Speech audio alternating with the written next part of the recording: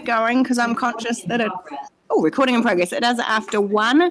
So look, absolute pleasure to have our regional council colleagues here with us. Welcome. Now I am actually going to hand over to Annette to chair this workshop, just because I'm going to be having to pop in and out taking phone calls on the health centre, which is all just sort of suddenly exploded with an announcement today. So yeah, just wanted to give a very warm welcome, and then I'll pass across to Annette and we'll get the workshop underway. Thank you.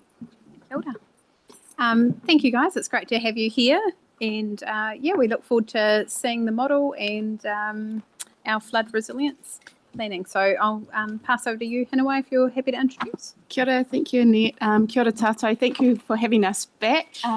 So we've got councillors to my left, and then we've got GMs, officers and contractors to my right. But this is our team coming to talk to you about our flood resilience direction going forward. And we're calling it Reimagining Flood Resilience. So you should have had all the slides sent to you. We're not going to go through all of them because we only have an hour today. So I might help Annie push us along during this 1 hour time. But essentially, you know, we would like to create a bit of a context before we move into the more substantial outcome that we're hoping for, your participation as governors and your officers in the structure that we'll get to at the end of the presentation. Does that sound like a good idea? Ka pai? Ka pai. Awesome. Do any of my colleagues to the left want to join in any introductory remarks? Oh, first time we're described on the left, I think. You're middle left. You're middle left. Well played, Bill. There's the green part. And then right to the left. We're not left to right, we're right. Yeah, there it is. So, how do you want to do? Oh, no, just if you had any introductory remarks. No, you go and we'll follow suit. Yeah, okay. Yeah, well, I was just going to say another way of phrasing reimagining flood resilience is so just when you hear those words, also use these words in your head: living with rivers. There's the key word there of living. Okay, so that's sort of the keep it safe bit, but with rivers rather than working against them. It's the idea that we actually understand how they operate and don't try and sort of channel them all and create a greater hazard in the process. So just hold that thought as you travel through this. Thank you. Back to you. Cheers, Mum. Kia ora. Okay, shall we move through the outline, team? Yeah, so we'll just...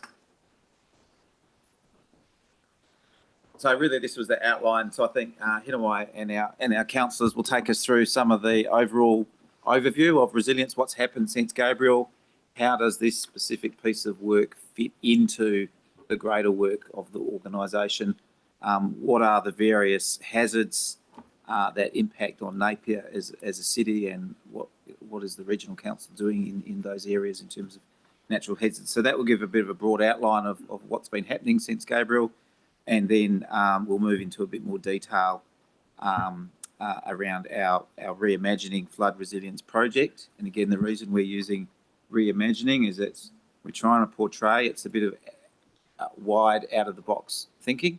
It's not your traditional engineering approach, so we'll sort of touch on that. And then we'll go through a bit of a detail about our current approach and how Napier City Council might be involved, and then have a bit of a discussion. So with that, we'll pass it back to the team to the left. Which one do I press?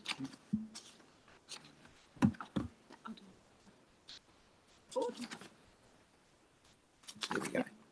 Ka pai. So I might touch on this slide. And as a council, we've gone through many strategic sessions in order to sort of demonstrate the work we're doing in flood resilience. And you'll see the first po there, it denotes the Niwi project. So just like HDC and yourself are going through the Cat 3 buyouts or concluded those, the works on roads and bridges for the regional council, our Niwi work is around our flood resilience program. And that includes building new flood mitigation from Wairoa down to Parongaho and in between in Heretaunga. And it also means upgrading some of our schemes and obviously some of our pump stations that we share. PO2 helps to reflect the fundamentals that we want to get right, specifically out of the recommendations of the independent flood reviews that we've gone through, and some of our smaller schemes. And then PO3 looks at planning for our future. So this is the reimagining work. We are asking for your involvement in the structure as we move through our slides today. So we're trying to reflect here what we're doing now, some of the broader things and medium-term work we're doing, and then looking into the future. So we have to plan for that reimagining flood resilience across the region. So here's just another way to represent all the work that we've been doing and looking ahead to 5 years. Okay, so there is quite a lot there, but essentially if we can focus on 11, which is reconfiguring our schemes or our big scheme reviews and our future resilience.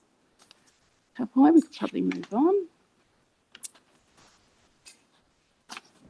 Would our team like to talk to this one? Thank you. So this is just highlighting the greater context for Napier. So as we all know, Napier is a fairly low-lying city.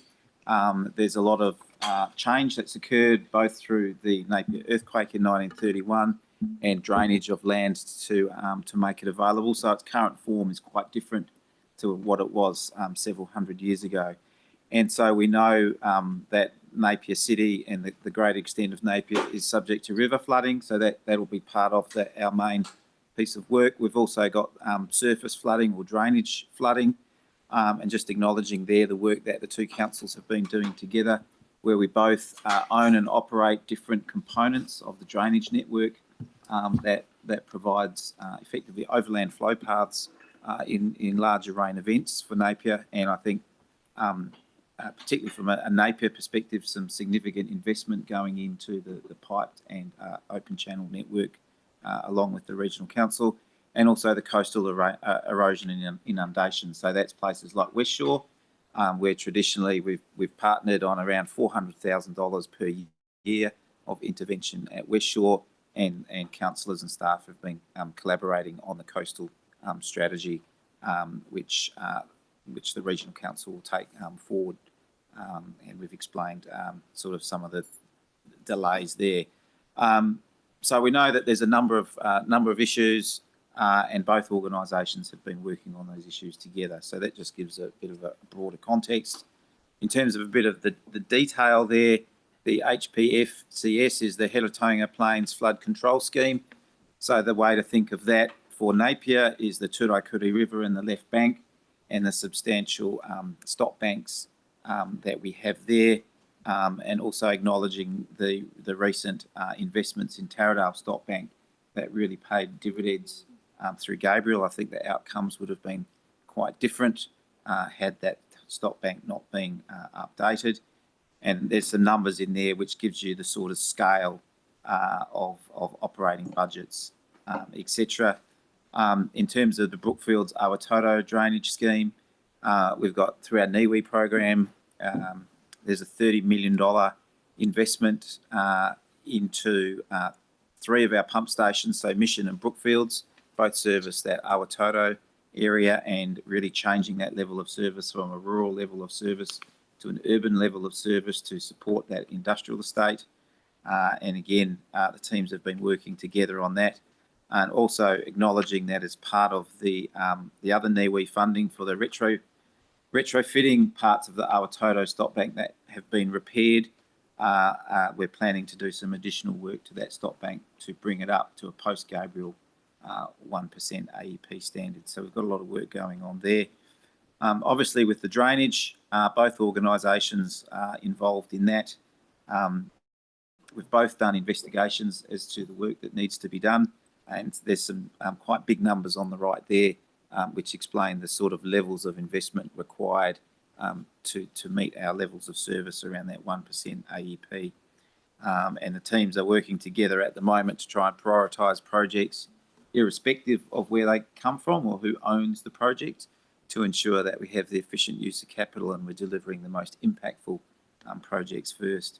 And then, as I mentioned before, we're both involved in funding at the moment that West Shore intervention, and that's about maintaining that barrier to the sea, so that during storms, etc., those coastal properties are protected. And we've seen quite a bit of damage over recent years to that piece of work. So, Cool.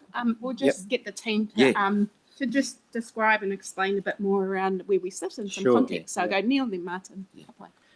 Look, thanks for showing up today. And in my view, the whole flood resilience conundrum is something that ought to be number one in terms of our thinking. As governors, as representing our community, but particularly for Napier. I just want to back the truck up a little, because the content of our presentation today has a significant a significant component is around where we go with a scheme. And you're aware of the Hiratonga scheme and the Tuki scheme, but that's only a part of the issues that we want to see in terms of developing flood resilience. As you know, the region, the entire region has been smashed from top to bottom. And in Wairoa, we'll soon have another scheme there. You're familiar with the developments at Esk and Whirinaki, so we'll have another scheme there. We will inevitably develop something in the Brookfields Awatoto zone, where it's inevitable that we need to protect vital infrastructure there. And of course, then we move into Hiratonga, the vast bulk of the Hiratonga Plains, and then further south to Tuki and Porongaho. So right across the motu, we've got major issues to deal with, and the need to move very rapidly to a much higher level of resilience. And I don't need to tell you the significance of where we live. It's in your own documentation, and I'm going back to your November 2020 Napier flood document to sort of re-emphasise and circle back on where we were as short a time ago as 4 years and 6 months, whatever that is. But just to reiterate, I just did a quick calculation. Napier City has encountered a major flood event, flooding at least 100 homes probably once every 10 years. If you go back 60 years, we can identify a major event which has caused very substantial damage to the city and the people that live in it. No need to reiterate 2023 with Cyclone Gabriel. We know what that looked like, and even more so with 2020. In terms of reimagining, what I'd like to see out of this discussion and ongoing discussions is not only reimagining what our flood schemes look like, but reimagining what resilience in total looks like, particularly for Napier City. We are highly exposed. Our highest exposure is likely to be those storm bomb events, which have had 2 of in the last 20 years. Second is, as we saw with Cyclone Gabriel, with the Tirakuri coming at us at a great rate of knots, and by some miracle, not by any great thinking and planning around that, by the way, only by good luck from central government funding, that we got the river bank up high enough to prevent an absolute catastrophe with 10,000 homes affected. So that's what is at stake. And if we don't do something real soon, there will be 10,000 homes flooded. And the third leg of this is obviously coastal hazards. And I just want to just circle around that for a little bit, because I was involved from the earliest days 10 years ago around coastal hazards, and we planned it to death. We met and we met and we met and we planned it to death. And now, having the strategy on the table, we've got a conundrum of who's going to pay and how we're going to pay. So what I'm suggesting here is not only that one of the outcomes be that we look closely at our schemes, but we look also at our other hazards. We look at stormwater in Napier, we look at coastal hazards, and we look at it from the lens of our ratepayers. And we say, how can we collectively and collaboratively, and that's the important thing of meeting today, there needs to be collaboration between our two councils on this. It's too big to do it any other way. And I'd like to float, excuse the pun, the notion that we reimagine rating for this. It's my view that our ratepayers, who are under huge pressure, as you know, you're just trying to pull your plan together now, and it's just much a nightmare for you as it is for us. But I have a sense that this work is too important to put on the back burner. And I think we're both councils are guilty of doing that in the last 3 years, and probably with good reason. But I look at your 2020 document, and we promised to spend, Napier City promised to spend, 11.6 million on CBD upgrades, 15 on Maranui, 14.5 on Te Awa, etc. Well, we haven't done that. We've kicked for touch. We're 4 years and 6 months down the track, and we haven't done it.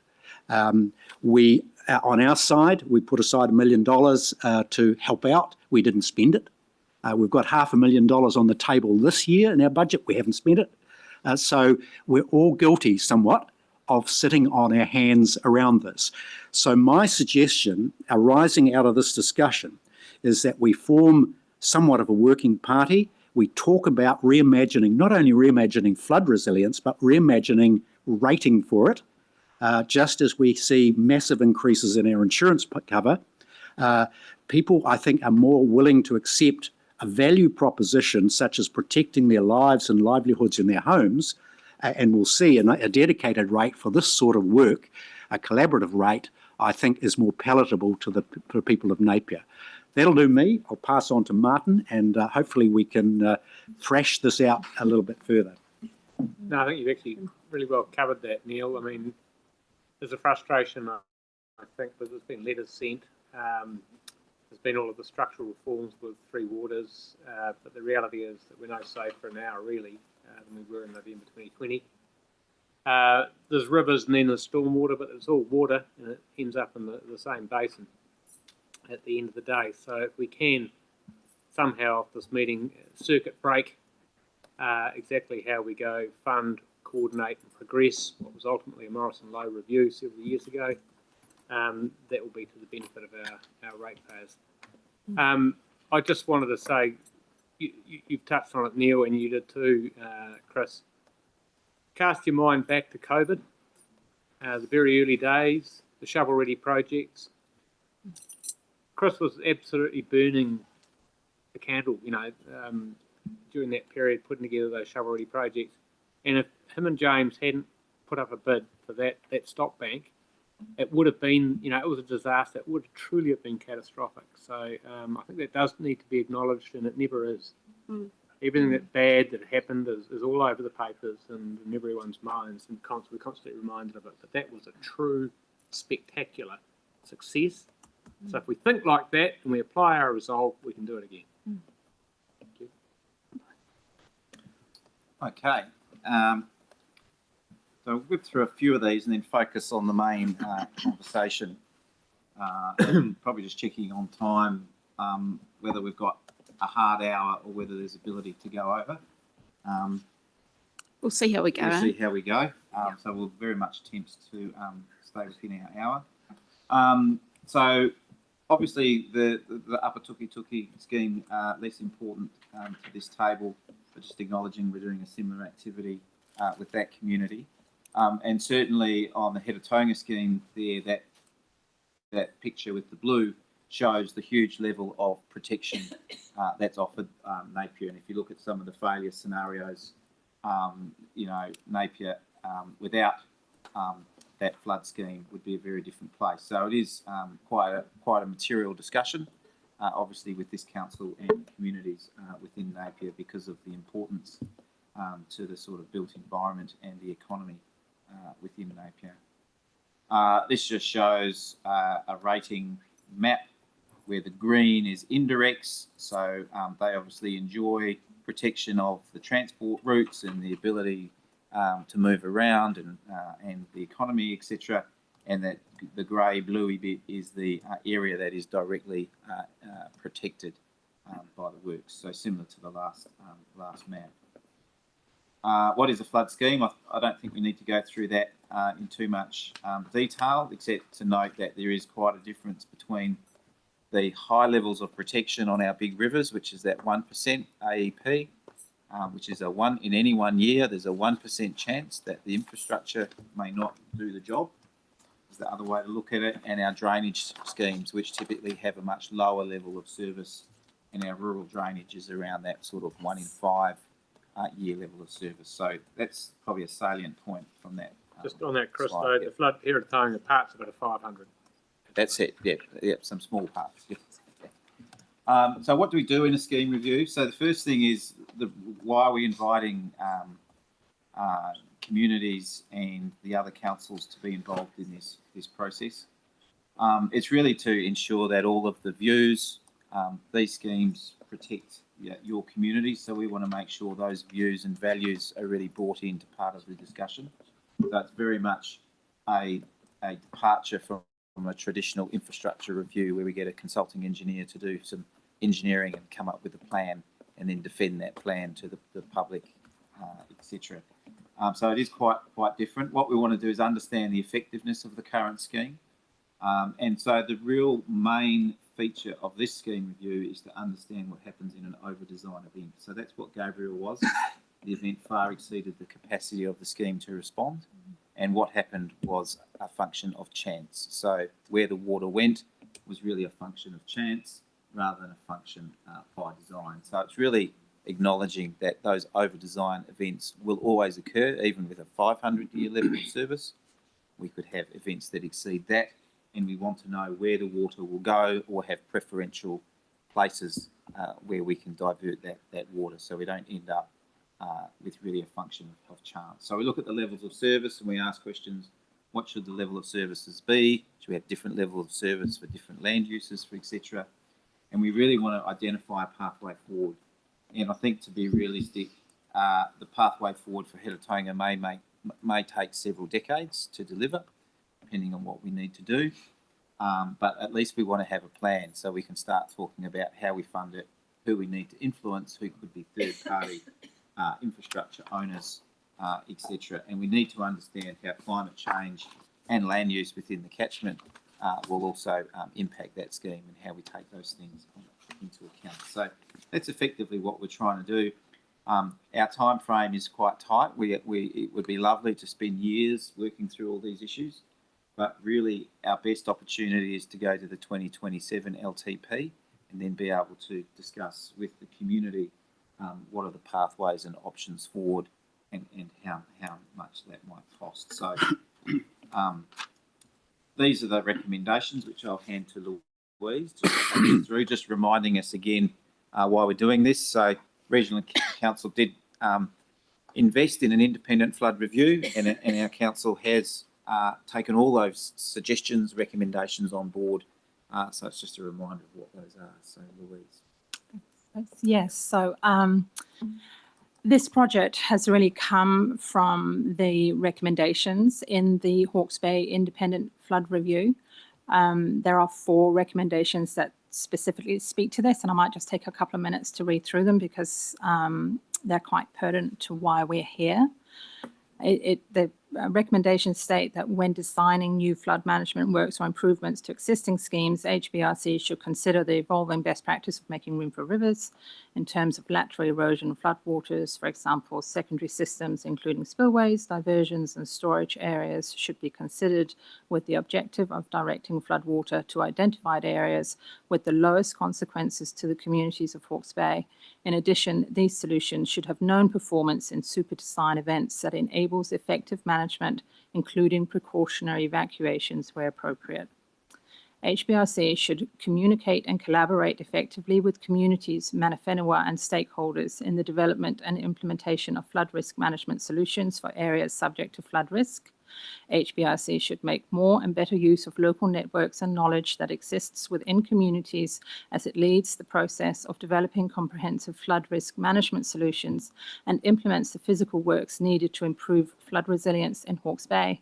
And HBRC should develop a collaborative process for developing flood scheme design involving the regional and district council, Mana Whenua, and the wider community. So this is why we're here. This is why we've started this project, and why we would like to present what the structure of the project would look like, and hopefully get collaboration with the TAs and Napier City Council in particular.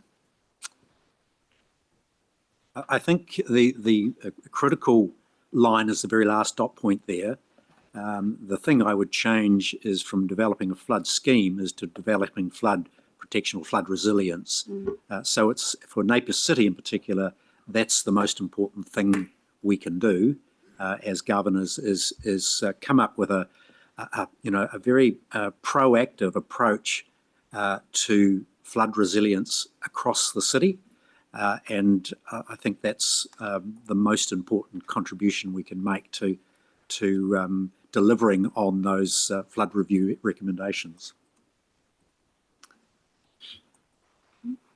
So the project team, we have already had some initial discussions and high-level workshops with operational staff from across the 3 TAs, so Central Hawke's Bay, Hastings District Council, and yourselves, Napier City Council. And we workshopped what the topics that we would want to go out and talk to the community about, work with our stakeholder groups with regards to, and then we've refined them through workshops with our own councillors. So they really talk about, longer term, what do we want flood resilience schemes to deliver for our communities now and in the future? How do we balance the risk from flooding with affordability? How are we going to pay for this? The community may want significantly higher levels of service, but it all comes at a cost. Some storm events will be too big for the schemes, so Cyclone Gabriel, for example, and how do we actively manage those flood waters that overtop the stop banks so that it's not left to chance like it was in Cyclone Gabriel? How should flood resilience reflect Matarangamari? So we have a pilot program within HBRC, which is building a Matarangamari framework, and this project is proposed to be a pilot project to include that through this ongoing engagement process. But we will also be going out and asking that question of our communities. How can engineering solutions work alongside nature to provide improved flood resilience? So this is a question around nature-based solutions and making room for the river. How much are communities willing to pay to increase their resilience to flooding, and how should it be paid for? So that's similar to question 2, but a little bit more directed at our governors. Sorry, this slide and the next slide got a little bit tangled, but this one should say option principles. So again, through our workshop with the operational staff from the various councils, we've come up with a set of principles. I won't go through them all, they're in your pack, but this one should read option principles. And the second slide is engagement principles. So the option principles is about the principles that HBRC as the decision maker at the end of this project and process should bear in mind when they are considering making decisions. And this one should read engagement principles. And it's about the principles when we are working with our community and we're working with our stakeholder groups to make sure that we are obviously following its treaty principles, it's inclusive, it's empathetic. We're very mindful that a lot of the community are still recovering and will be for some time. And Cyclone Gabriel is at the front of a lot of people's minds still. We need to rebuild trust in the community that both HBRC and councils are going to deliver outcomes for flood resilience. We have to be open, transparent. The learnings from Matarangamari and local knowledge A lot of communities live with these rivers and they have knowledge, and we need to be able to listen to that and take it on board and consider it proportionate, so tailor the level of engagement with individuals, communities and organisations to be commensurate to their exposure to flooding and risks and consequences. So we do need to work with the communities that are most deeply affected both by Cyclone Gabriel or at risk from flooding in the future. And it needs to be simple. We need to reduce the complexity and remove barriers to engagement. Everybody's very, very busy. Our communities are very, very busy. So we need to make sure that this is a simple project. Can I just weigh in at that point on a couple of those aspects there to bring them to life a little bit more? Chris used the terminology, as Louise just did, function of chance, and the light bulb only went on for me when we got the report from the Independent Flood Review, that the way our stop banks are designed, they're at the same height. And everyone talks about evacuations and all the rest of it, but we're really not up to evacuating Napier as it is. You know, get out. Although we saw something last night that might suggest otherwise. So you make them at different heights, right? So you know if there's an over-design event, it's going to go that way, and there's a spillway, and off she goes out to sea, and you only need to clear that area. And I'm like, duh, why didn't we? You know, it's just such a light bulb moment. But that's that's what predictable means. We actually know what's going to happen. So the Tonkin and Taylor flood scheme reviews have looked at options for how that could work, and we need to test those with our communities. And that takes me over to the simplified engagement principle there. The tight time frame to 2027, it's not in the slides, and I had asked that it would be, so just want to touch on this, is that we actually present to our communities, rather than on the assumption we've got 100,000 river engineers out there, or like Clifton Tongoyo, learn from where that failed, with, say, 3 high-level options for each scheme, or each scheme area, and a broad indication of costs, and which do you want? You can do that, it's going to cost you $1 billion and take you 4 decades. You can do this, it's 200 million and you'll do it in 10 years. And this is what it'll cost in rates. And then if any other option that you've got, and put that to the stakeholder groups that you'll be hearing to presently, so that it's simple, but you actually get value through the consultation. And unlike Clifton and Tongoyo, you actually understand what the costs are when you're picking the options. So yeah, just predictability and simplicity, and I guess a reality check on some of this are really inherent to this next phase. Thank you. Thank you, Martin.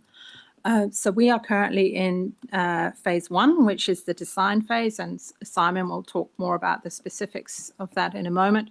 But we have been working since the last quarter of last year with our partners in the councils and PSGs, and reached out to other affected or interested parties. But we want to make sure that this process is collaborative and effective, and delivers outcomes that the council can actually implement with confidence.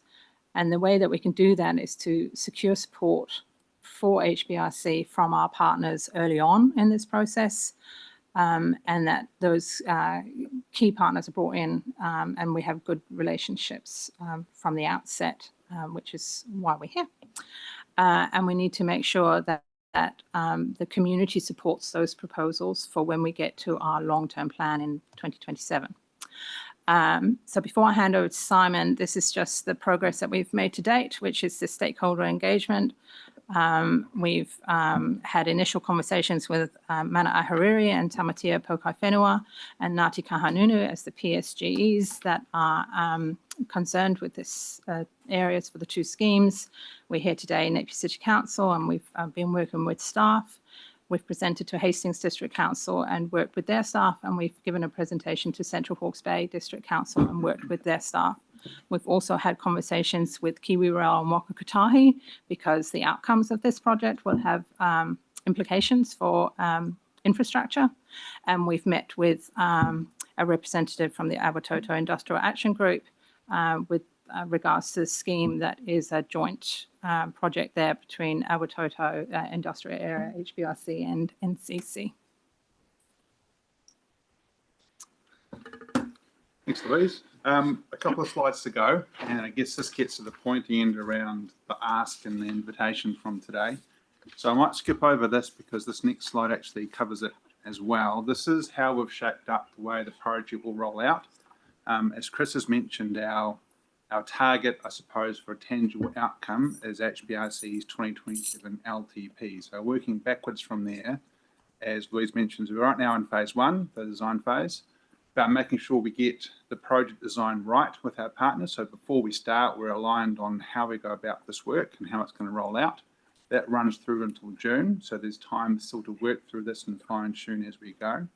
But starting in July, the project really starts to take shape. So we're looking to set up some stakeholder reference groups, and I'll speak to those on the next slide, rolling through some quite broad community engagement and socialisation leading up to that long-term plan process. So that's how it's shaped up.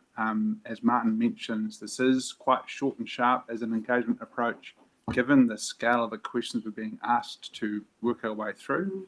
It has to be targeted, it has to be efficient, it has to bring costs to the fore. So that's how the timeframes are shaping up. And this is probably the slide that needs a bit more discussion. You'll see in your slide deck, there's another slide after this. Oh, it looks like this. I'll leave, if you maybe refer to that one, but I'll speak to this one because this slide describes the overall structure that's going to roll out. And again, this is a proposal and we're keen for your thoughts and feedback on how it might work. So if I explain each layer, HBRC as the assets owner for both schemes remains as the decision maker for the whole project. So that's the box at the top. And then I'll go right for you because this is the relevant scheme for your interest, the Hiratunga Plains scheme, although the project's mirrored for both schemes. Proposing a Hiratunga Plains steering group is established, and this is a project governance group. Would like governors from each of the TAs to be appointed to that and from 2 PSGEs, and they provide the overall direction for the project and ultimately will develop recommendations up to HBRC on what this project needs to look like going forward.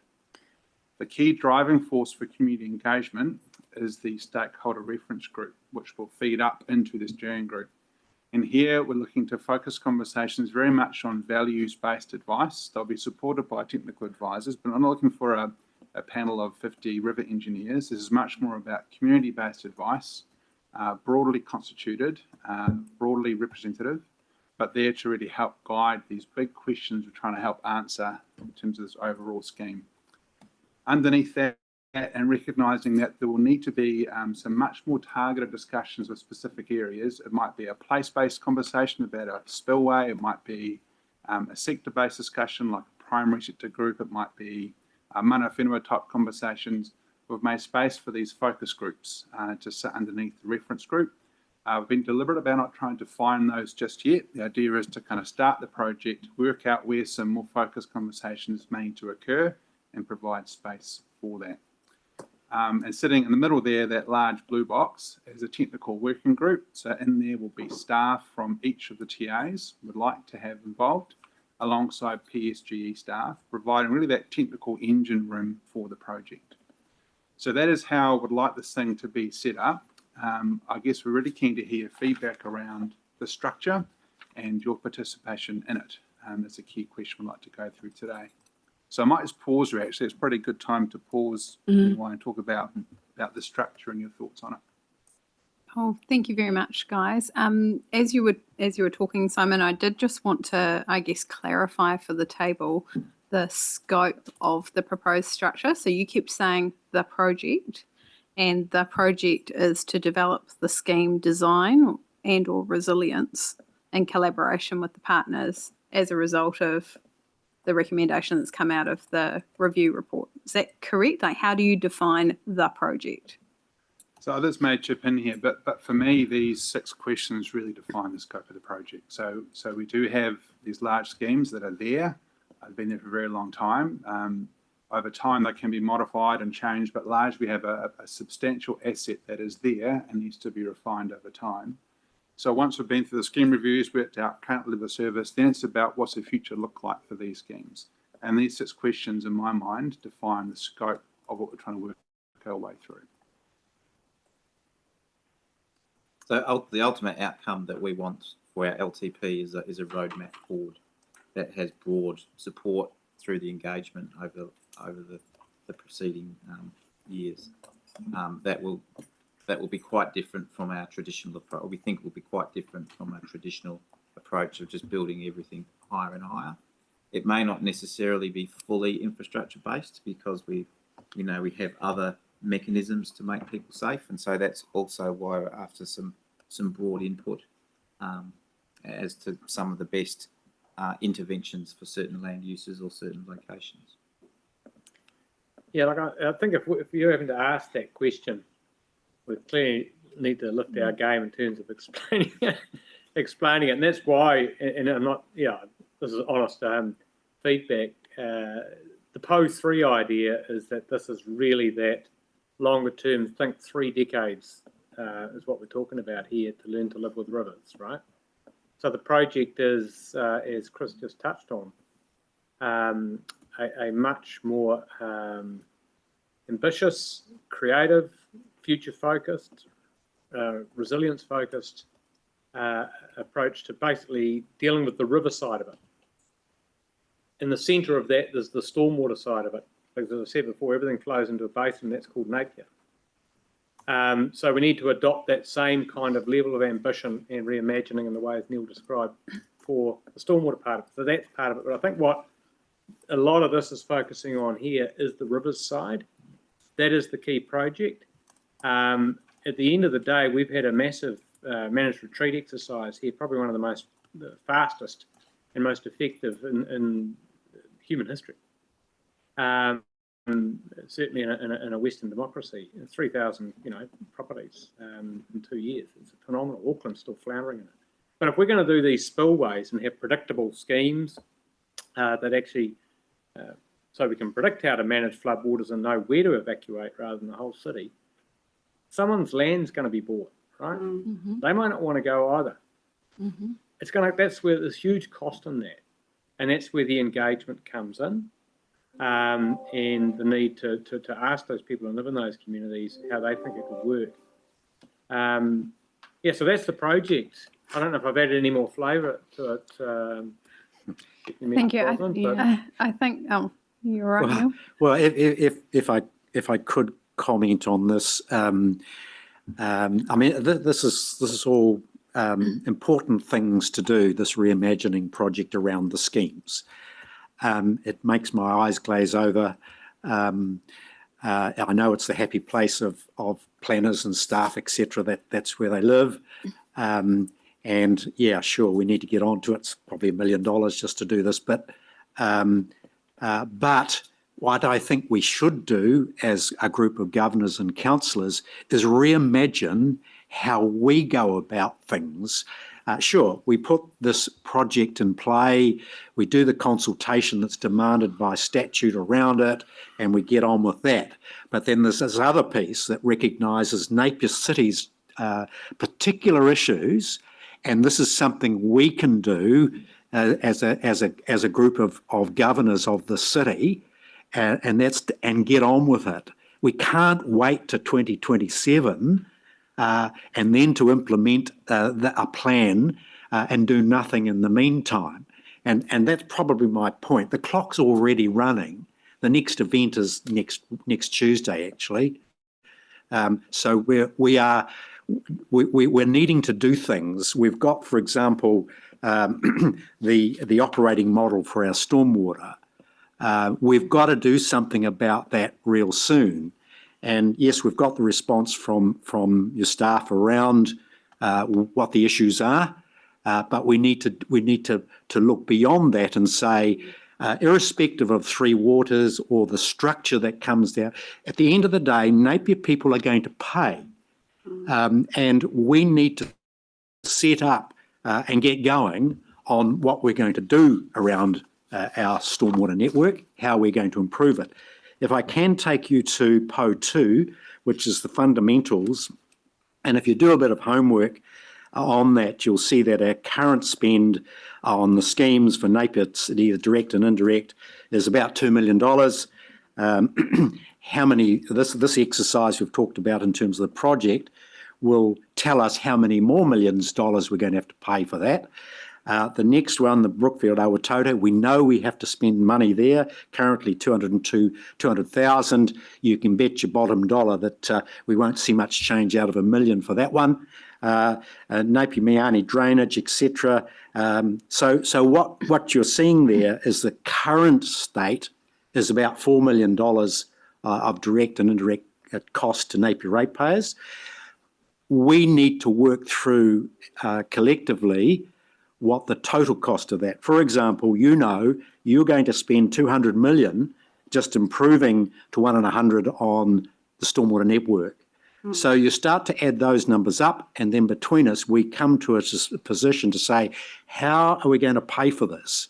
And that's where I'm suggesting a working group between us can say, who's going to pay, which council should rate for what, but we have a very precise, if you like, rating base for it. Everyone knows where they stand on it. We don't have the current standoff between councils around who's doing what. So we've got a fully joined up approach. We've got a joined up comms approach in terms of communicating that to the public. So that's almost a parallel process to this project approach. So that's my wish for the outcome of this, is that we come away and put together a working group that gets us there. Thank you, Neil. I love your passion for stormwater and Napier, and do resonate with a lot of what you said. We just recently had a report come to council, and I think, Russell, correct me if I'm wrong, I think about 15 million in OPEX and CAPEX directly related to those 2020 floods. So we know that we're making investment as well.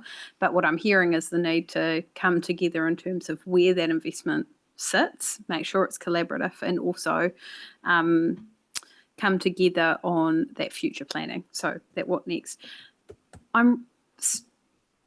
We'll pass over to the team. I'm struggling a little bit, only because the structure doesn't seem simple. I think one of your was about being simple. The structure doesn't seem simple. The scope doesn't seem simple. The questions being asked don't seem simple. And it doesn't feel like we've got a clear what we want to achieve out of it.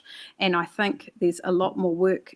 I'm really hesitant, and I'm leaving in October, so they can sign up for whatever they like as a table. I'll chuck that on there. But I'm really hesitant of joining regional collaborative talk fests where we're years down the track and we're not achieving anything.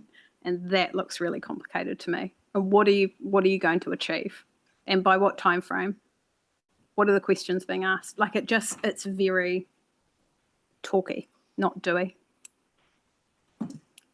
But if you go to the next slide. You should have seen it And before. it just yeah. You should have seen the first model. But actually, if the question and the passion is what Neil's talking about, right? We've got an event coming. We've got a whole range of review reports that have told us we can do A, B, and C better. Then you at Regional Council have 20,000 times better in-house expertise to be working on what that looks like than our team ever will. So how are we partnering to tap into the right expertise to quickly get to a set of recommendations that can then be put into plans to be implemented? Our team's great at implementing them once we've got the plan, but actually you've got all the flood control networks, the flood schemes, the Hiratonga Plains knowledge, how it interacts across the region, all of that sitting inside your in-house expertise. We know all about our open drainage networks and our pumping systems and all of that. But you've got the expertise in-house, and we had the challenge from Neil in his first quarter around, HBRC are the decision makers, and so we've been involved so far, and our operational staff have been involved in workshops. But there was a challenge there that we co-fund this in some way, that we reimagine rates, and governors haven't been involved yet in that conversation. So maybe just with the scheme reviews, no, absolutely not. But the stormwater work where we both own assets, absolutely, we do. I just need to respond to this because I think everyone's touching on a really important issue. How about this? Napier gets on and sorts out the entire stormwater scheme that affects Napier, as Morrison Lowe recommended. We'll get on and deal with the flood protection schemes that surround the city and leave you alone.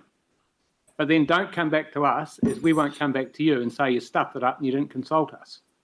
All right? Now, these are the biggest decisions that will be made in local government in a century, and I'm afraid the LGA requires a proportionate degree of consultation as a mandatory requirement. So we have to talk to our community. We can't just do it, right? But if you want a division of labour here, there's a very neat one. Get on, take ownership, sort stormwater in the bowl, and we'll deal with the rivers and leave us to it. It's not what your proposed No, structure does. but you've cut through that, Deputy Mayor. So, Well done. And this is precisely why we're here. If the decision is actually we don't want to be involved, regional council get on with it, then we'll take that advice on board and continue with the project. Like we don't want to force anyone to be at the table, but we are inviting. And Martin's right. There's some big decisions. We might have different levels of service for different land use, which means in some events, some communities will be flooded and have damage to the economy, and others won't. So this is why we want to engage widely to get these answers right, and so they're actually implementable at the end of the day. What we don't want is a plan that the engineers come up with that doesn't deal with the social aspects, that then is very difficult to implement. So that's why we're inviting broad representation, not to decide the nuts and bolts, but put that value sort of proposition over it. If we do have spillways, is that something our community can accept?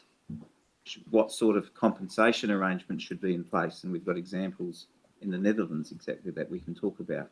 So that's more the social construct rather than the details of how big or the technical aspects to things. Yeah, and I think that's where defining what that scope of the question is going to be really valuable, because at the moment it's really broad. Yeah, we've kept it as a skeleton at the moment. Those are just some key principles, but they need to be refined even more. But we don't want to do that to a point where we're starting to dictate what those driving questions are. If we can go back to the map of Napier, and I asked the team to include this because I thought it was really pertinent to understand that these ratepayers are ours and they're yours. And when it comes to the scheme reviews and working through this process, we both have responsibility here, even though regional council will rate however needs to rate in terms of the rivers. But I guess this is the invitation to say these people belong to both of us. So that's why we would like your views, your understanding as representatives as well around the table. Yeah, I'll open it up to the other views. Councillor Price. No, just a question. Is coastal hazard part of this project that you talk about? No. So we tried to introduce with all of the broad issues that both of us are organised in, or involved in. But when it comes to the reimagining our rivers, that's tightened up to the Hedatonia flood control scheme. That's when Simon's here, I start to think. Yeah. We've borrowed his So expertise. he's not wearing his coastal hat today. No. What hat's he wearing then? So reimagining the rivers, or the Hedatonia scheme is his hat today. Councillors' views. Councillor My Brown. question is, Councillor Taylor. and there's some urgency, and now you've said we're sitting on our hands for too long. How does the local body election affect this? You've got up there some of your planning that there would be elected members at various levels in these in that structure. What happens come October if we do something now and that person's not re-elected? Just change chairs and move on. It's that's inevitable within that planning cycle. So we can't avoid that. It's a matter for each council to, as per usual, nominate who they want to be on that. So that you could have someone, if we jump in on this and have someone there for the next few months and then they're gone. That's right.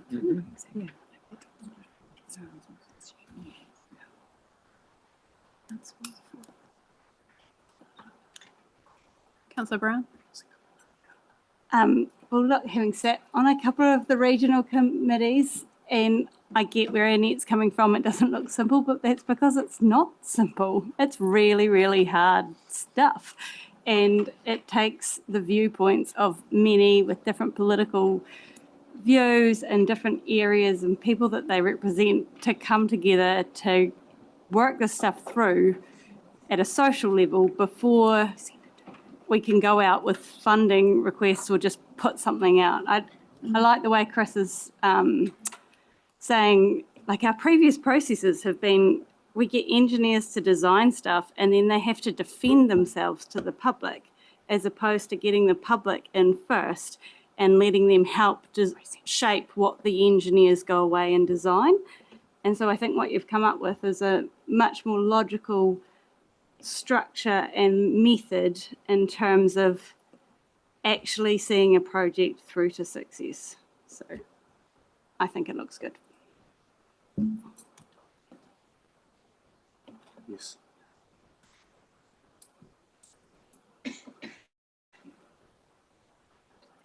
Okay.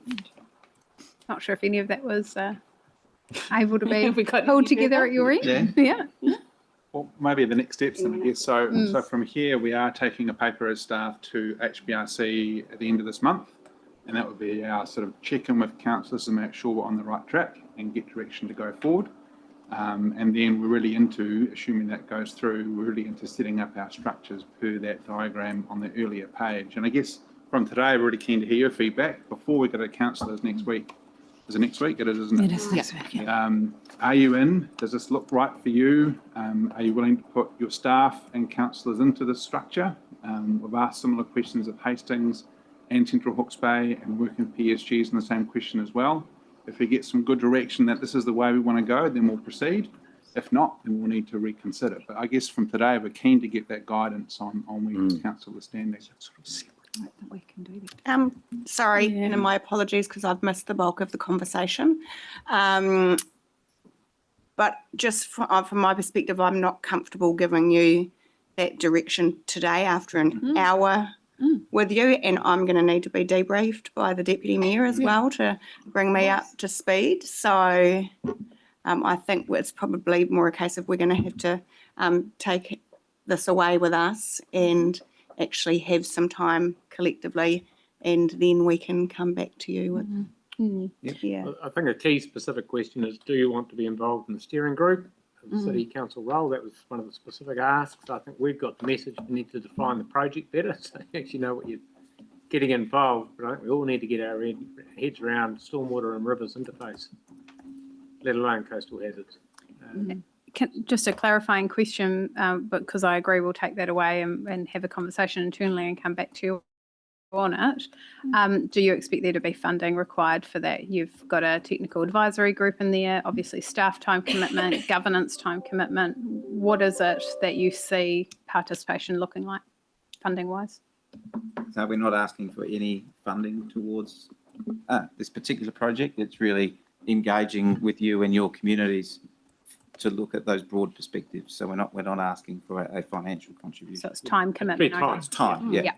Cool. Thank you for clarifying that. I think we need to be clear that potentially there are two questions on the table. One is participation in that process, but then I'm reading from the letter we've received from staff around looking at the opportunities of a joint workshop, a working party, if you like, between us on that bigger issue.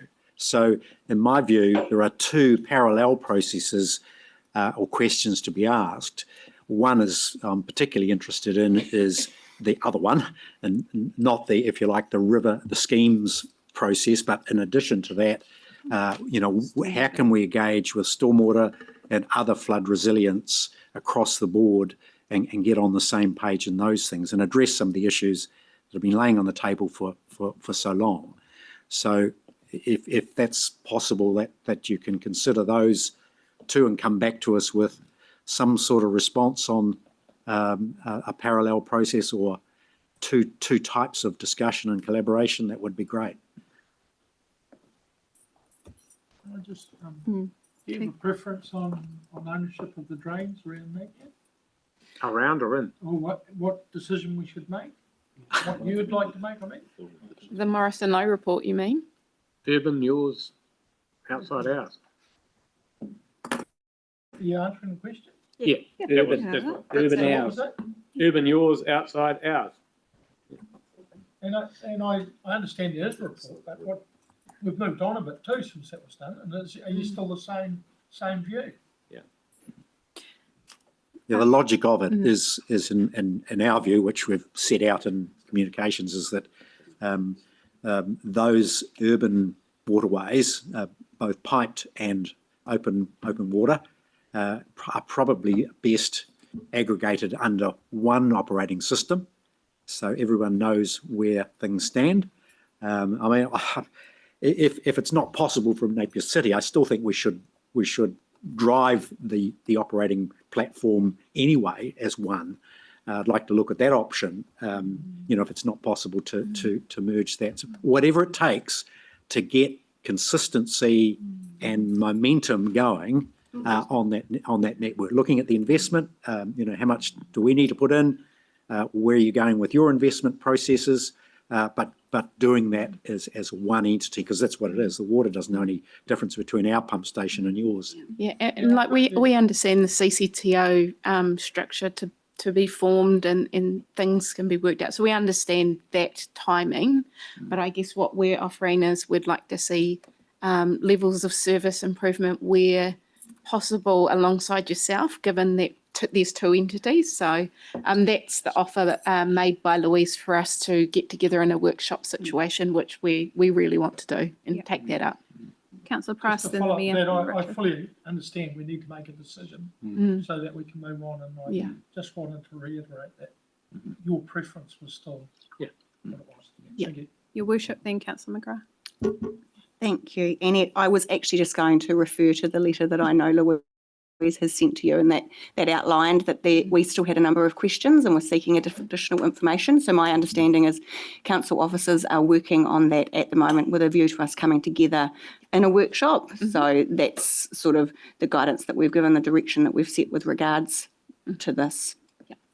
I think just probably timing between the teams, just when we can get that workshop together.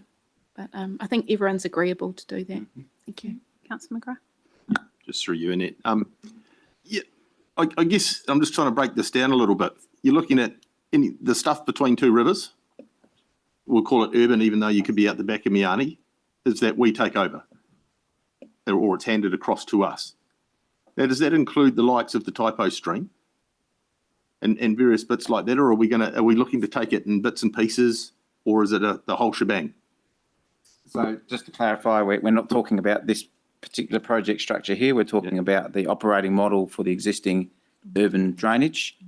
So yes, it's a catchment view, and elements such as the typo stream have a major function in stormwater, and so it's having one organisation manage urban stormwater, have one decision maker, so that we have a best for ratepayers outcome, rather than two organisations making different decisions with different priorities. And I'll give you an example. One pump station, one half of the pump station is owned by Regional Council, one half of the pump station is owned by Napier City Council, and both of those pump stations are operated by Napier City Council. So no worse than the structure you want to set up with us both working together anyway. No, it's quite different. He's being facetious. I'm good like that. Okay. Thank you, team. I think in summary, what I've written down is that the question for us is, what is a resilient flood control scheme for Napier? What does that look like? And do we want to be involved in that? And I think there's got to be a yes, but it's got to be a without overcomplicating it, with a clear scope, all of those kind of things that we talked about locked in. And then the second part of that conversation is, what does an operational and ownership model look like for our urban drainage network? And our pathway to that is some operational conversations followed by some governance workshops. Is that a fair summary of where we're at? Brilliant. Okay. Great. Thank you. If there's no other questions, I'll For having us. pass over to you if you want to make any final comments. No, great. I think you sorted it. You summed it up well. Cool. Great. Thank you. Thank you. Thank you, team.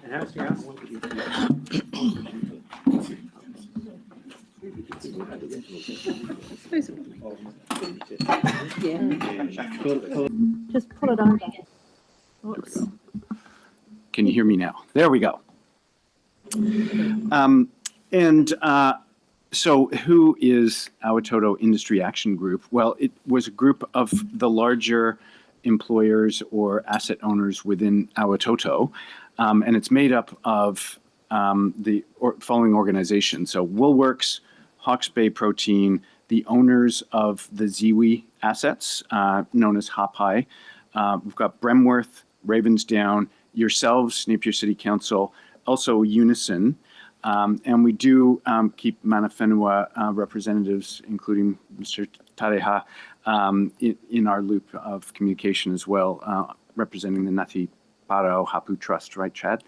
And I would perhaps just like to introduce, I've got a couple of the AIAG representatives here.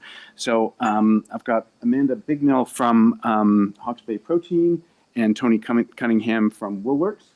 And I guess I'd also like to acknowledge Michelle, whose last name I've forgotten. I'm sorry, Michelle from the Maraenui Golf Club. They're not necessarily members of AIAG, but obviously interested parties, because when we talk about this, the golf club is impacted in several ways. So thank you, Michelle, for coming. Excellent. So we, as AIAG, have been working together, as you probably know, on really our resilience around flooding. And we've kind of had two things that we've been looking at. One is the local drainage aspect of what happens in Awatoto. And I think you probably covered off a little bit of it earlier today around the fact that it's sort of got a rural level of service. And we've been working with the council about improving that to a more contemporary level of service. And as a consequence of that, we do have an upgrade to the Mission pump station down at the corner, which is in their long-term plan and which is being worked on now. There's still a number of things that sort of need to happen to make all that function properly, drainage, culverts, and other things, but we've been working with them alongside that. The other thing, of course, that we've been working on is how can we make ourselves more resilient to a very large river flood situation, such as what happened in Cyclone Gabrielle. And that's really what we want to talk to you about today. So we've got a little bit of stuff to work through to make this a workshop. But so I'm hoping it won't just be me talking and it won't be death by PowerPoint. So I'll probably pause every once in a while and perhaps just invite some questions if that makes sense. But just in summary of what we would like to really achieve through this workshop today is, I guess, make the point that Awatoto remains at risk from another Gabrielle-type storm, another large over-designed storm that is larger than the Heretaunga scheme is designed for. And I suppose as the owner of the wastewater treatment plant, the council is a key asset owner there and also a key property owner. And would like you to consider, how you wish to protect this asset from such an event. And where the plant got overwhelmed and creates, another environmental impact. And you're well aware of what happened there. We, of course, have been working with yourselves and the other asset owners to come up with a scheme, which you want to talk about. And we think that, working together not only protects the wastewater treatment plant, but all those other important assets. I'll get to that one in a sec, yeah. What we really would like to workshop with you today is your level of commitment to being part of this group. That means ongoing funding of the development work, and then also, ultimately, how do we actually pay for this? Because it will be primarily on the basis of a beneficiary pay system through an asset that ultimately that gets owned by Hawke's Bay Regional Council as the owner of these sorts of assets. If that makes sense. So that's what we'll work through today, and that was what I put on this slide, which is really just a summary of, these are all the points we're kind of work through, some of which we'll go through very, very quickly. Others, we may have a little bit more of a discussion on, if that's okay. So we'll just go through the impact of the of Awatoto and the impact of the cyclone. Phil will talk about, obviously, the wastewater treatment plant. We'll talk about where the current flood protection is and what's happening there. Talk about what we're trying to achieve, some of the options we've looked at, where we got to with secondary containment, a little bit about the flood modeling, and then we'll work through some of the details of the project consent, some of the risks, what, you've signed a memorandum of understanding at a staff level. It's non-binding, but commits us, and we'll talk a little bit about that. We'll go through capital and then work through some discussion, but hopefully we'll have discussion all the way through. And yeah, I'll just jump in here for a sec. There's a lot of, you talk quite quick. Sorry. Just to clarify this, we brought this in as a workshop.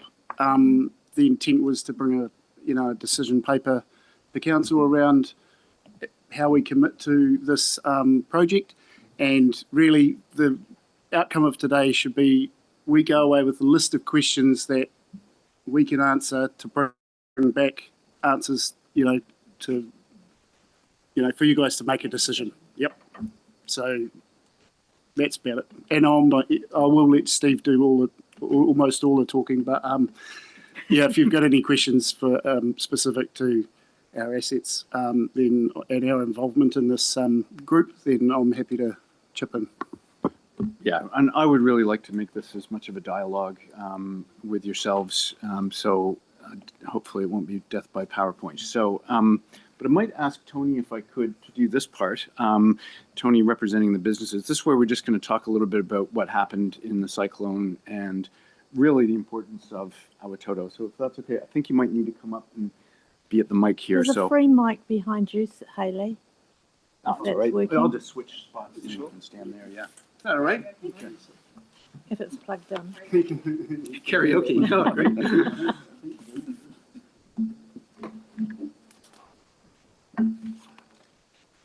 Well, good afternoon, everybody. I'm Tony Cunningham. I'm the CEO for Allworks Operations here in Hawke's Bay. I certainly won't dwell on what everybody already knows about Gabrielle and the events, but just a little bit about our business. We are a toll process wool scouring operation, so we're the sole service provider in New Zealand now for wool scouring services. Wool scouring is the art of washing greasy wool from the farm, drying it and preparing it for the next stage of manufacture.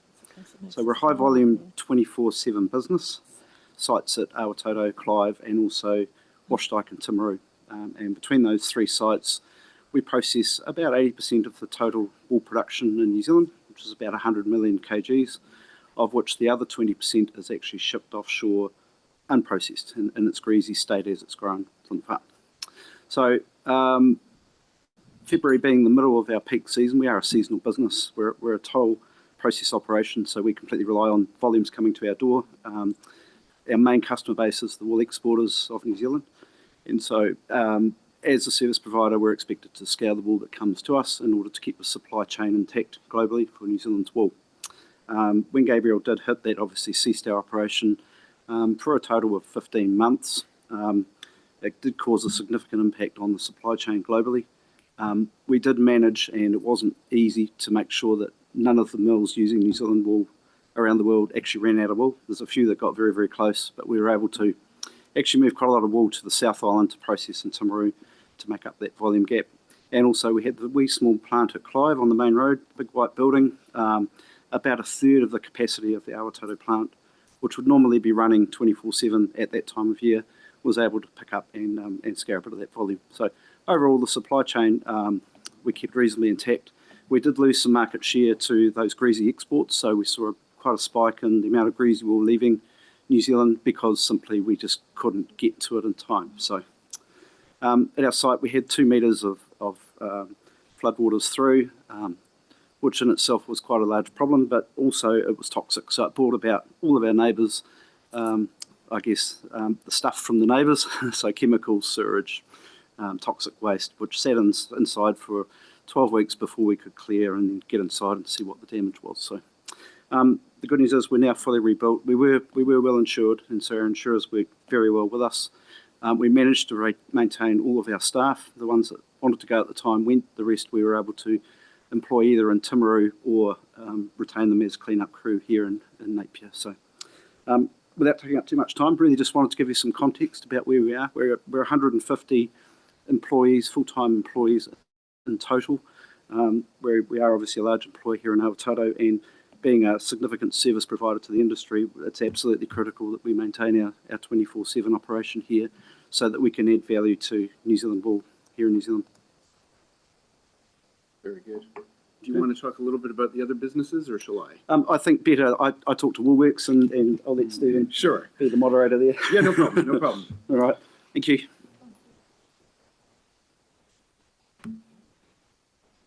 Excellent. Look, I put it up on the slide here. That was kind of the impact. We estimate probably the total insurance claim value was probably over 250 million. And I think, it was around 6 months, wasn't it, for the wastewater treatment plant to be restored. I'd have to give, I think, the chocolate fish to Amanda, who got her plant up and running first as soon as the power was on. So they did very, very well. But obviously the impact was large. And I think everybody probably understands just how important Awatoto is to the Napier and the wider Hawke's Bay area, but probably you don't realize just how critical some of these businesses are. As Tony was talking about, all of the wool clip essentially in New Zealand goes through their business, of which, they're the largest scourer in New Zealand in Awatoto. Likewise, the rendering plant, is service to over 60% of the land meatworks in North Island. In the North Island, and one of the two largest fertilizer manufacturing sites in the country is also in Awatoto. So that's direct employment of about 600 million people, with just a payroll expenditure alone of around 55 million, and that's a little bit old, with assets of around 800 million. So it's a pretty big and important part, even by New Zealand standards. So yeah, I think it's that's probably why you're hearing the businesses themselves wanting to do this project, because the impact to them was huge, and the investment both now and into the future here has got a reasonable amount of potential. Yeah, question. How have you gone with insurance companies reinsuring? Yes, that is a very good question about reinsurance, and I can't really speak in any way other than in general. The feedback that I am getting, is one, it has been difficult to actually place insurance for at least one of those businesses. So that has been told to us, but it is fair to say that premiums went up, I could say double. Is that a fair thing? At least with, with just about every insurance, and in some cases the excess part of it has actually gone higher as well. So the cost of insurance has been large, and that's part of the business case around this project, is to invest in this with the view that the premiums will come back down to essentially where they were pre-cyclone. But that is a very, very important point. Have insurance companies indicated that to you, that will happen? I just it's quite interesting, and in nature in general, this is a big conversation. It is, and I don't know if you've been able to get any information out of your own insurer, but they will not commit, will they? I mean, that's from what, we've asked that very question, and the brokers have come back to us and said no one will commit. We've briefed them also, like every year when you do your insurance renewals, we've prepared actually a little briefing about what's happening here to help. And I think the feedback that we're getting is that's been quite good to see that we are doing this project, but they won't give you any indication that your premiums will go down by so much. But I'm assuming that just becomes, it's a secondary benefit, right? The resilience, the increase in resilience is actually the primary. That's true, but financially, I think they would like to see, the premiums are a big cost to the business. Oh, I understand that, but that's kind of it's a maybe, like you can't control that. However, the quality of the resilience, the built resilience is.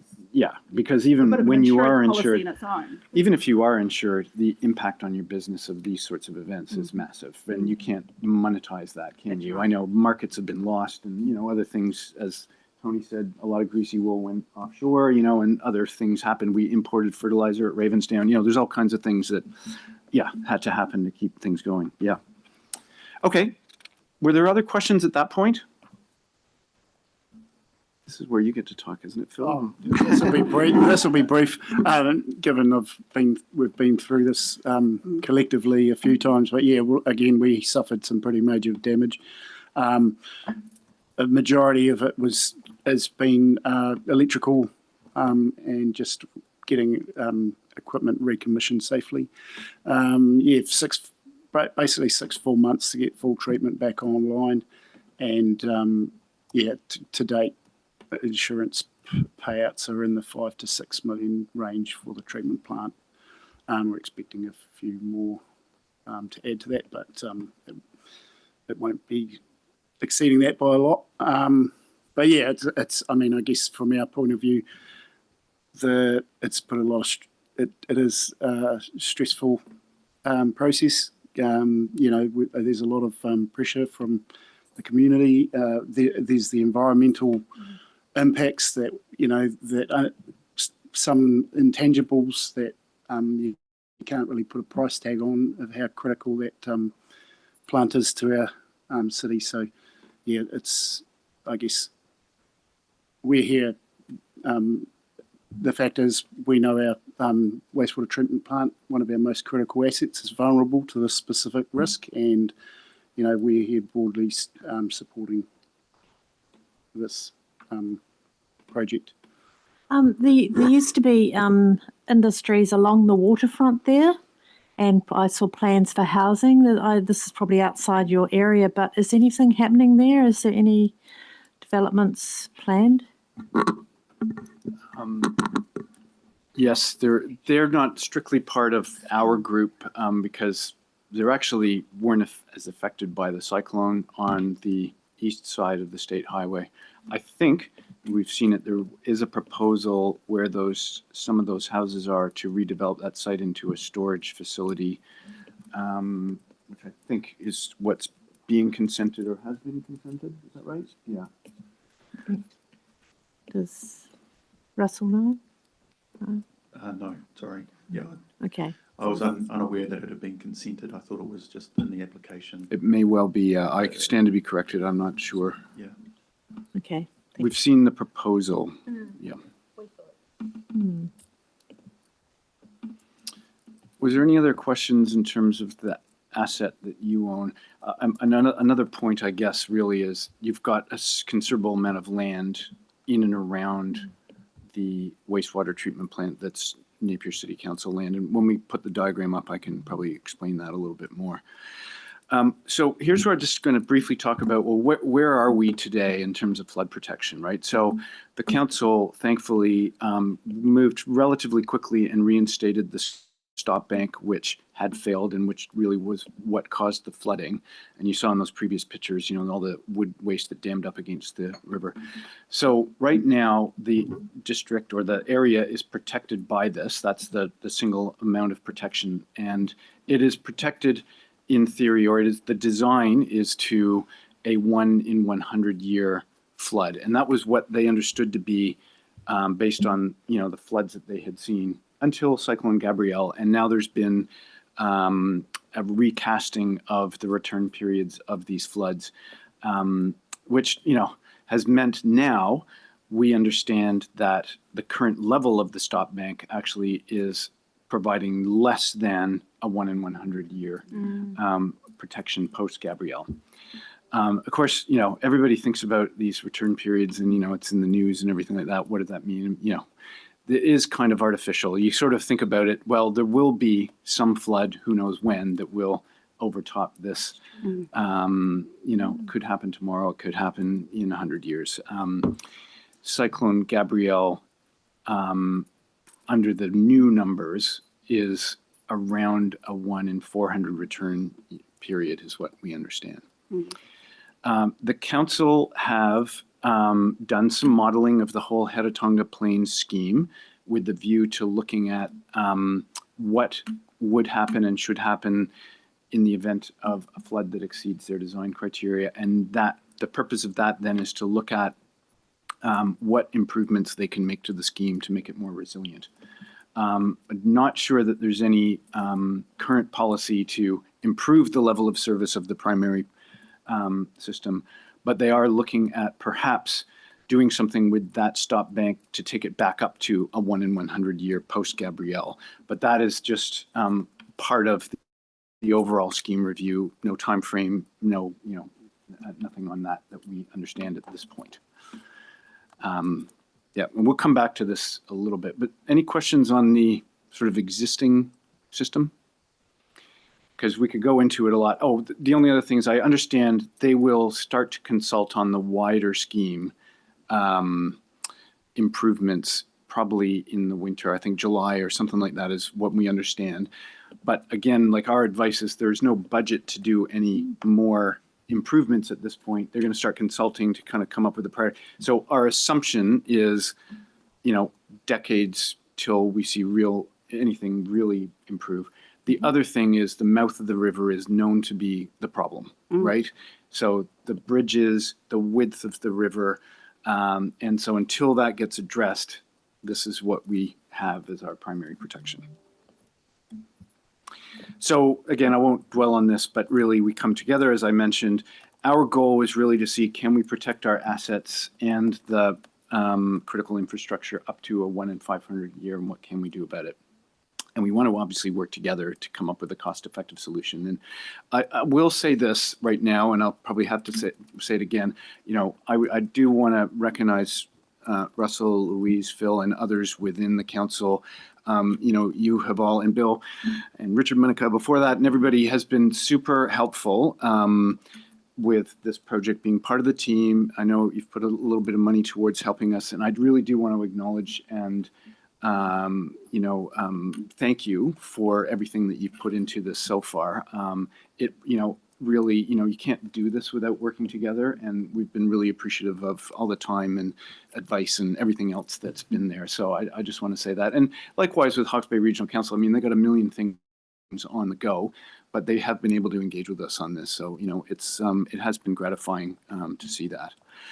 Again, I won't go through detail here. I just want to make the point that before we came up with the secondary containment scheme, we did go through an options analysis, and you quickly come to the conclusion that there aren't a lot of other options that make much difference, right? You can't just keep building the primary containment higher and higher because there's other constraints.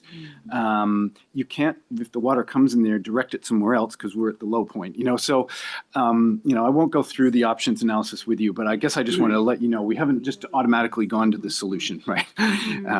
Yeah.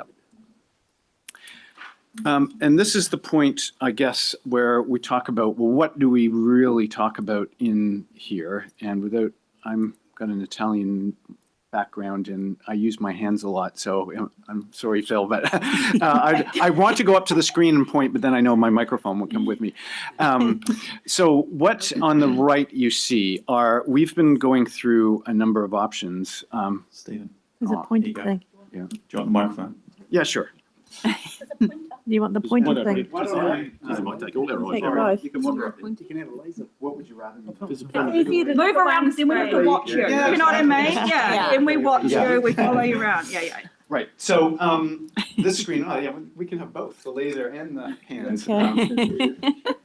So just to orient you, this is Awatoto. The river is down here. Obviously, the golf course is up here. This is Ravensdown, the wastewater treatment plant, Hawke's Bay Protein, and there's Woolworks and Bremworth and Ziwi. This is Bioridge. The original plan that we were looking at saw us really just focusing on protecting the main built-up assets.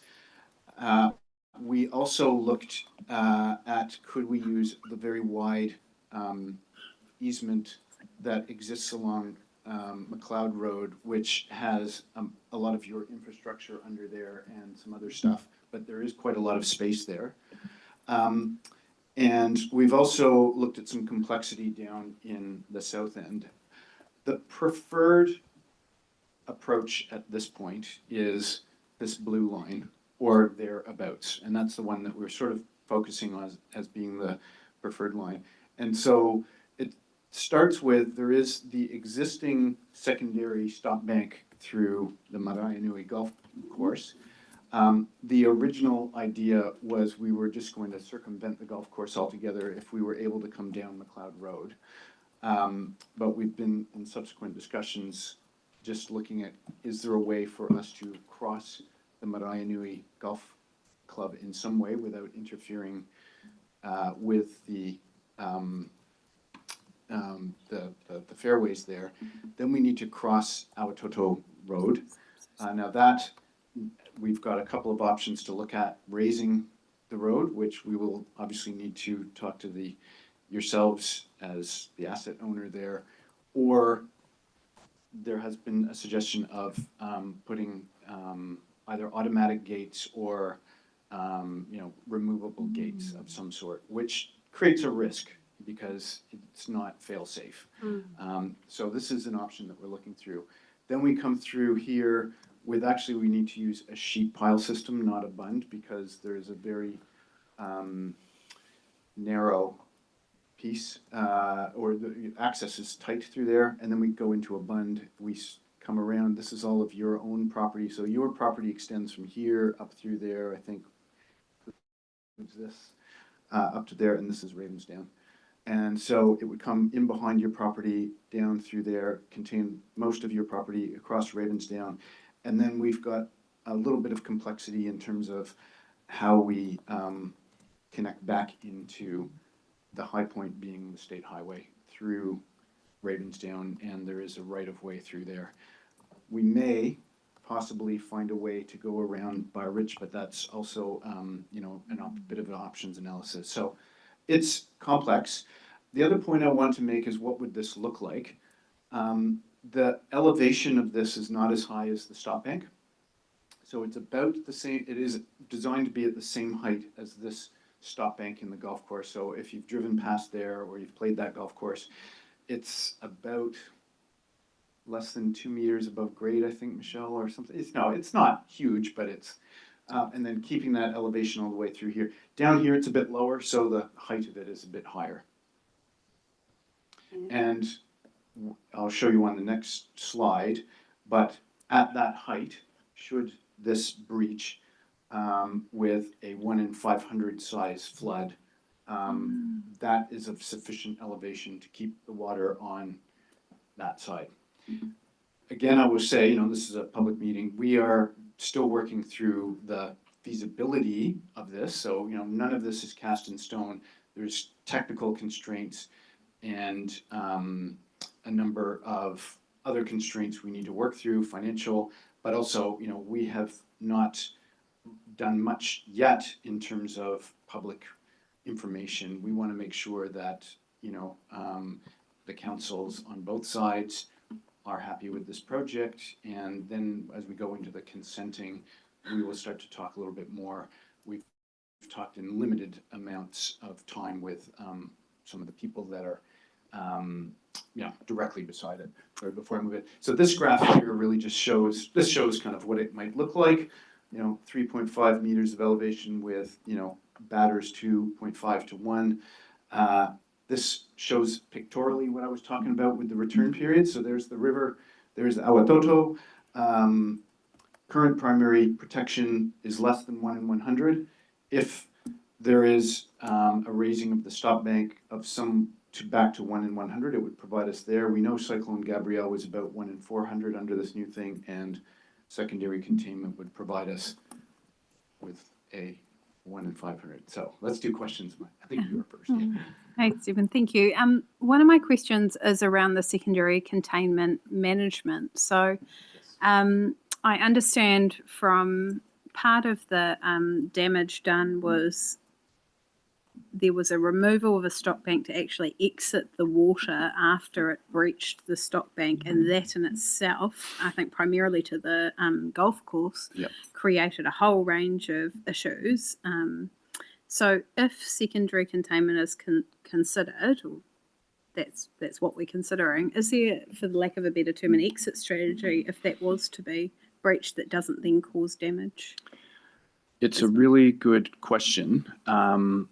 And it's probably a question that is best asked of the council because they've done the extensive flood modeling. But we've seen a bit of that. The challenge, of course, is,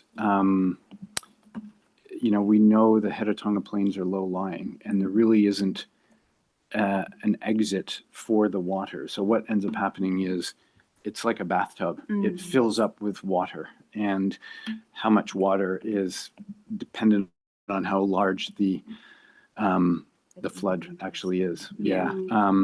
Because how effective is your scheme if once it's filled up, that bathtub, regional council goes like they did last time, oh, let's knock down that stop bank and let it all flow out through the golf course because that's our only exit strategy. Yeah, they wanted to use the cross-country drain in the pump station there to get the water out. Is that my, you probably know more about it, don't you? Yeah. Because they lost their pump station at the Yep. in Aotearoa, so they had to gravity it back through to the cross-country drain catchment, and that's how they breached. But yeah, part of this work, and talking with regional council, thank you, is also discussing.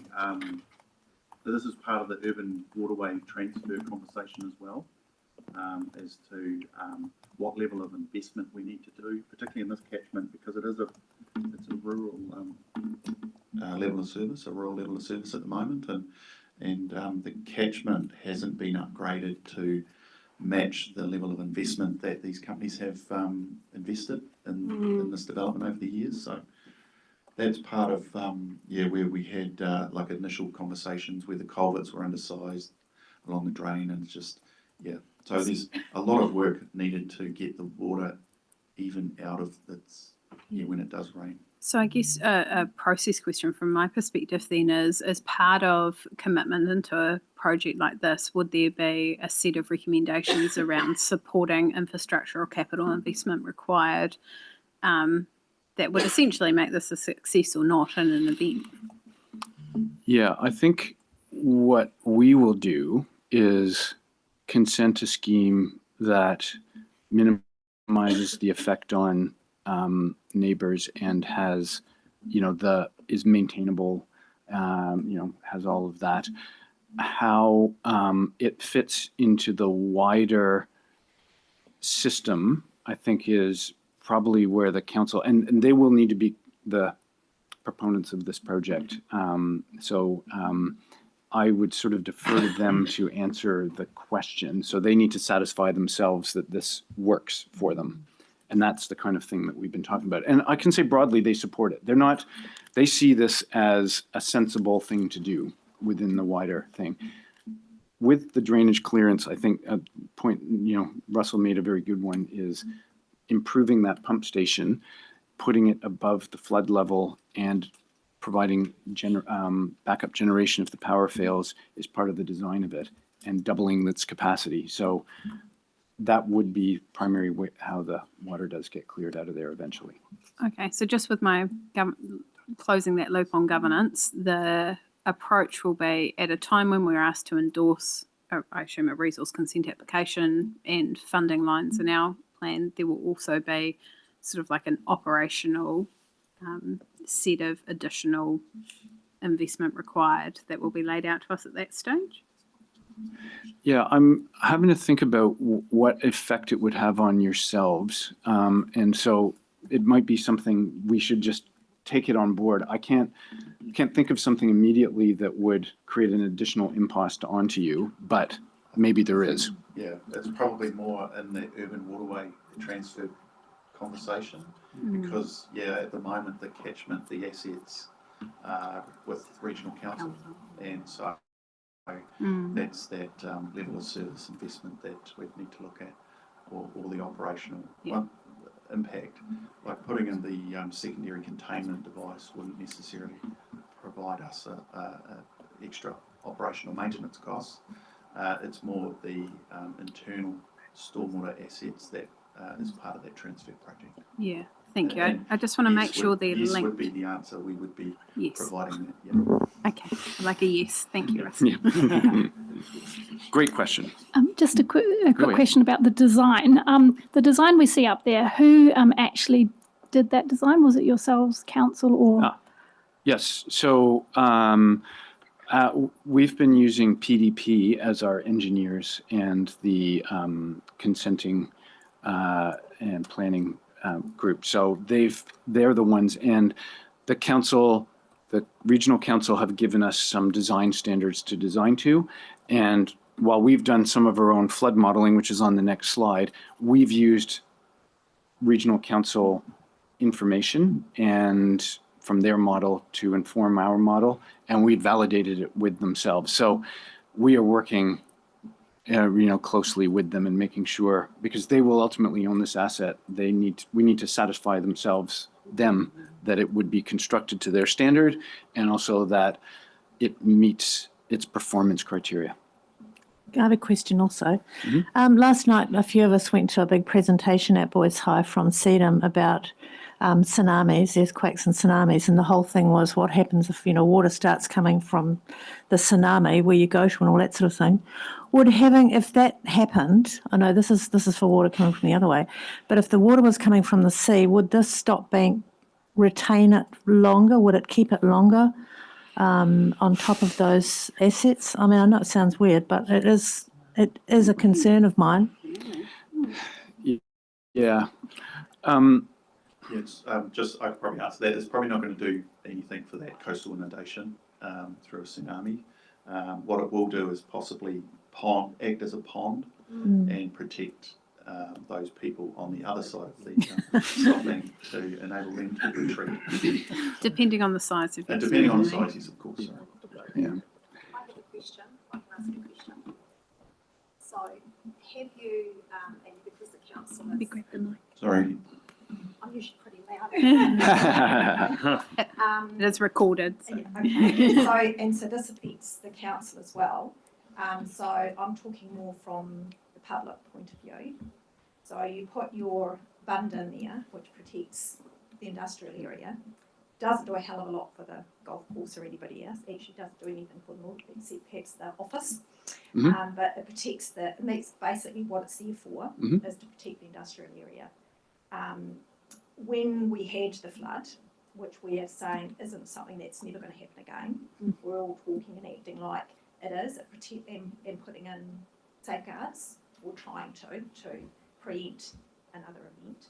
So in the event of another event, and all this water comes through, in the last event, the stop bank along the golf course was deliberately broken to allow the water to go out, because it wasn't going to go anywhere. And in doing so, it protected certain areas of Awatoto, Brookfield, that area there. It stopped it travelling, it didn't even get down to the end of Awatoto Road because it prevented that. With this bund going up, which is really a stop bank, it's not a little bubble, it's large though, with that going there, and it's not something that is going to be breached deliberately or accidentally, that would mean then more water, I mean it's just common sense, more water is going to stay on the other side, so floodwaters will travel much further than what they did before, affect and flood and damage a lot more public properties, public houses, public land. So bearing that in mind, from a public's point of view, it actually makes it worse for the public. It makes it great for the industrial area, but there's nothing in there. In fact, it will make it worse. And those who were in the main flooded area of perhaps 1.5 metres, 2 metres in the McLeod Road area, and all the ones just along before you get to the end of Awatoto, the height will be more. So is there going to be, will this be factored in the decision making and also the financial impact? And what will be in place to assist those people? Great, thank you very much for the question. I have a hand up from Councillor Crown, and then there may be some other comments as well to respond. I had just one other thing to do with the insurance, just because you didn't know the answer to that, and I do. As far as insurance go, how you thought the premiums will come down. The premiums won't go down. I had a lot to do with the insurance companies for multiple people, business and private, and multiple insurance companies. I assisted a lot of people to navigate all that because people didn't know how to, and I'm quite equipped to do that. So I spoke personally with insurances and those who weren't flood affected, but their premiums have all gone up because they have now been zoned as flood risk areas.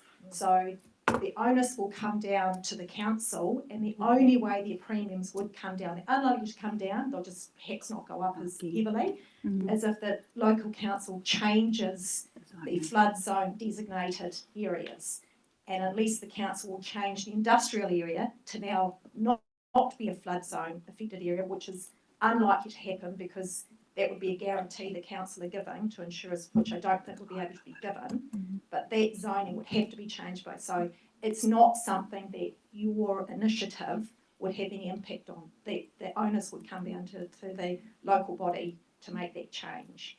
So that would come down to yourselves to make that change, and that's the only insurance that an industrial area would have of that changing at all.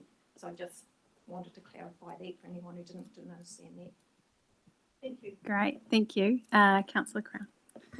Thank you. My question was along a similar line in regards to, I suppose, the underlying principles around the plan and working in with the modelling that is available and the information that is available currently, looking for that reassurance of how I suppose the consequences of this are positive for you, but just managing from a principle-based perspective, how it affects the city further out as well. So that was just, those unintended consequences. Yeah. You go for it. So just, I mean, for clarity, we've got an MOU, right? That's not binding, but from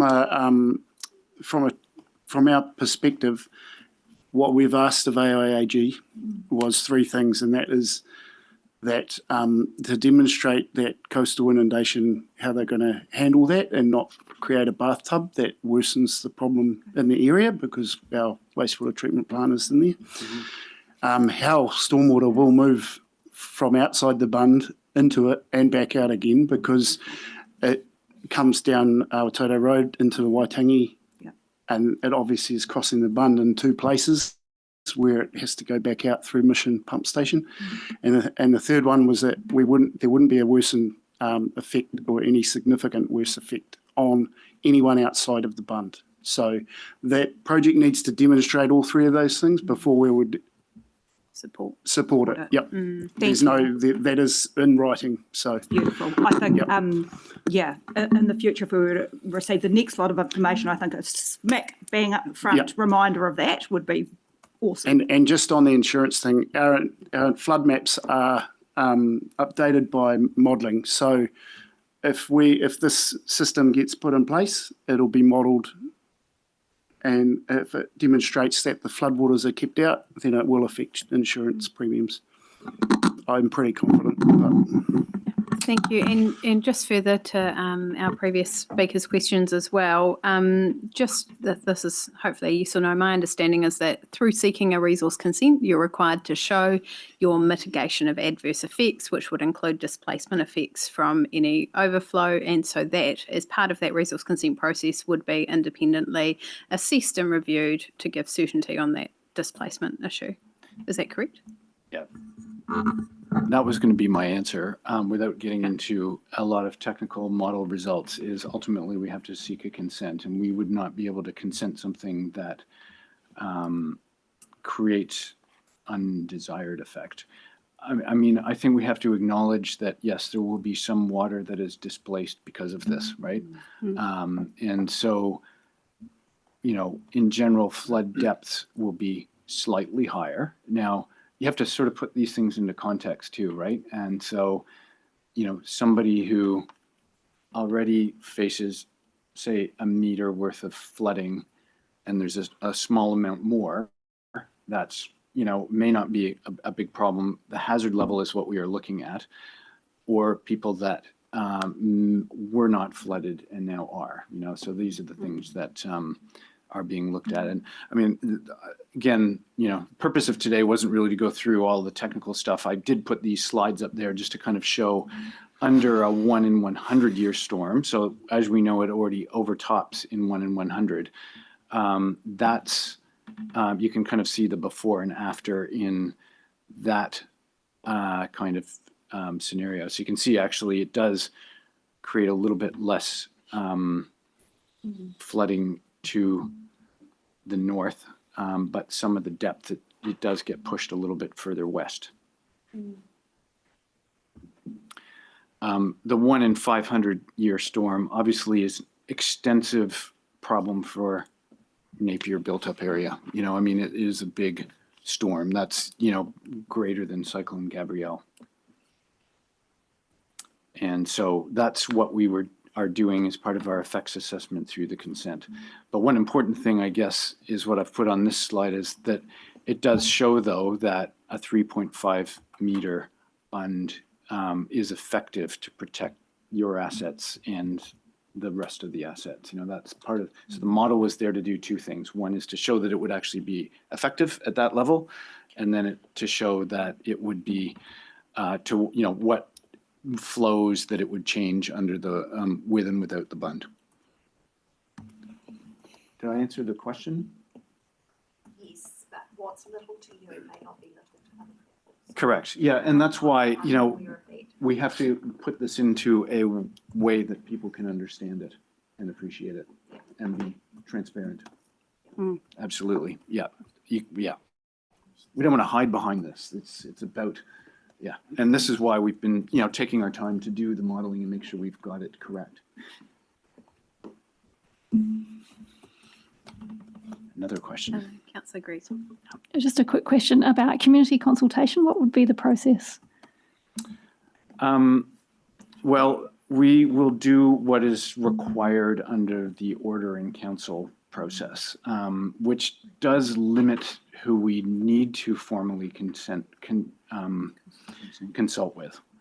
But, you know, we want to do a good job with the consent, and we want to be transparent, and we recognize anybody's going to ask yourselves the question. So, but I guess what we don't want to do is, you know, turn our little project into a full discussion about the wider protection of the river, you know, because it is a big thing. And I know the council are going down a process, and it's decades of work. And I guess what we are trying to do is say, hey, we don't want to wait for decades for the main system. This is a project that is, you know, theoretically consentable. It's doable. It's not massively expensive. We would all like to do it. And so it's an opportunity to, you know, put some asset protection in a relatively timely way. And so, yes, but I think there will be questions that the regional council will get, I think, in terms of how this fits into the wider scheme. But yes, we will go through what we were required to do under the order in council process. Just when you say the order in council process, yeah, could you that was my next slide. Differentiate that for a standard resource consent process? Yes. Thank you. And look, I'm not a planner, so I don't have all the technical differences, but this project was added to the list along with a number of the other and a lot of the other projects, that the council were being done. And so this provides, I guess, a streamlined consenting process with known steps and known timeframes once you enter the process. So it was meant to be a way for the council to relatively quickly work through gaining consents to do all these works too that are, you know, for the public good.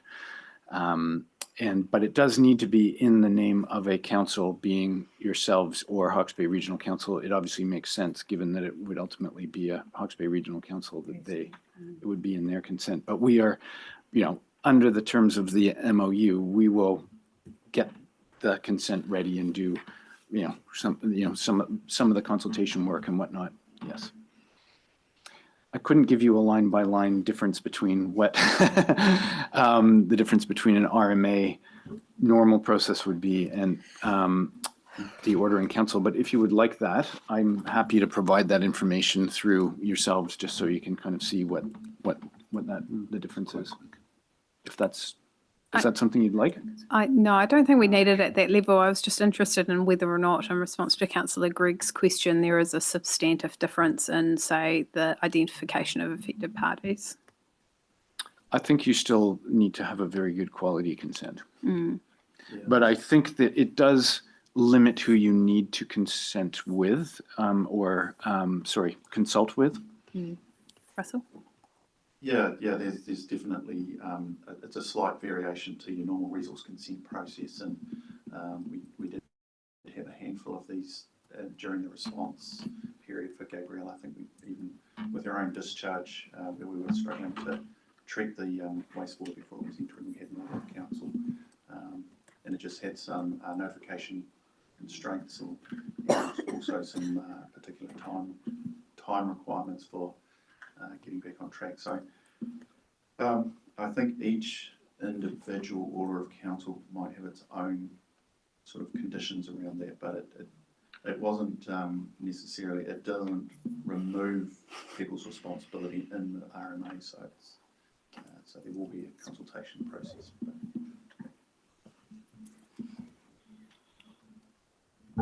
Any other questions on the consent or some of the technical stuff?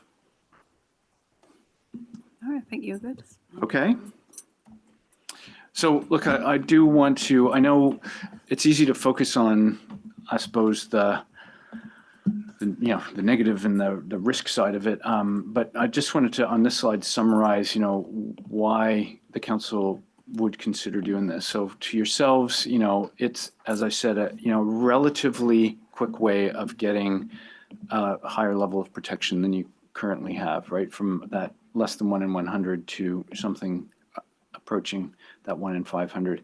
It gives obviously the asset protection for your asset being the wastewater treatment plant, and the environmental benefit of obviously not having another situation where you're discharging untreated sewage into Hawke Bay. And, we do have it on our goal to improve some habitat as part of this project. What that looks like, we still need to work through, but it is a goal of the project to create a net environmental benefit from having done this project. And I guess the other side of it for us is the idea that working together, it's more cost effective. Like if each individual business decided to take a project like this on its own, and it could happen, right? Woolworks or Hawke's Bay Protein could put up walls and flood systems on their individual properties, but everybody spending money on that, likewise with Ravensdown, just doesn't seem to be as cost effective as working together, right? And so that's what we think it'd be more cost effective to the council to achieve the outcome. And then obviously there's the wider benefits then, and that's the economic resilience. We've focused on providing confidence to investors and insurers that Awatoto is a good place to invest in, and this project's part of it. The idea of that this is, future proofing so that it does integrate with all the other systems that the regional council are doing, and it's not something that's kind of against it. And look, sorry, I don't know your name, but I acknowledge what you're saying about the insurance feedback, but a number of the other businesses have said to us, look, it's been indicated that we could get some reduction in premium or excess from doing this. Proof is in the pudding whether that would happen, but I think that is part of the argument that some of the people are doing that, or that's one of the rationales that they're doing. Yes. Just on that note, that I do know some, obviously not Awatoto, but members of our community where there's a house that, according to the flood mapping, isn't an issue, and they definitely have lower premiums than the people around them. So I would imagine that what you're saying is true. It seems to make sense, and I guess it is a market, right? But so, it's certainly something that the user would need to, the insured party would need to do, correct, as opposed to the insurance company saying, "Oh, your premiums will go down because the flood mapping's changed." Yeah, and we have met and presented and spoken with the Insurance Council of New Zealand, and they all take their own approach. Yes. It's always risk based. They spread their risk so they don't take too much risk in one area, but they have their own modelling and they look at ours. They're out to make money, so they do, if they see a triangle on a map that crosses a property, quite often they will take advantage of that. But, ultimately it comes down to risk. And if they can see a reduction in risk, they'll generally acknowledge it. Or their words, shop around. So are we going to get to the cost at some stage? How much I'm is this getting going to there, cost? yeah. Okay, yeah. thanks. So, This is the grand unveiling. yeah, exactly. But wait, there's more. Yeah. Look, and- Have I got a deal for you? Let's talk about it. Yeah, exactly. So look, we've already talked about a lot of this, the risks and the mitigations. I mean, it's not, this is a complicated project, right? It does take engineering and thinking and modeling and all the rest of that. And I guess we've already talked about flood displacement from the bund, public opposition, making sure that we've got all the good things, environmental impacts, construction challenges.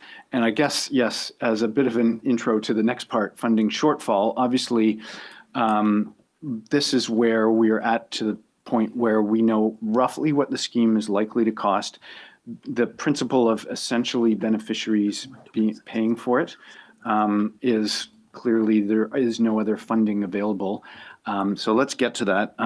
We've talked about the memorandum of understanding. So, I don't have it verse by verse here, but the principle is that the parties will work together. So it's signed between Hawke's Bay Regional Council, Napier City Council, and ourselves. And I've signed it on behalf of AIAG.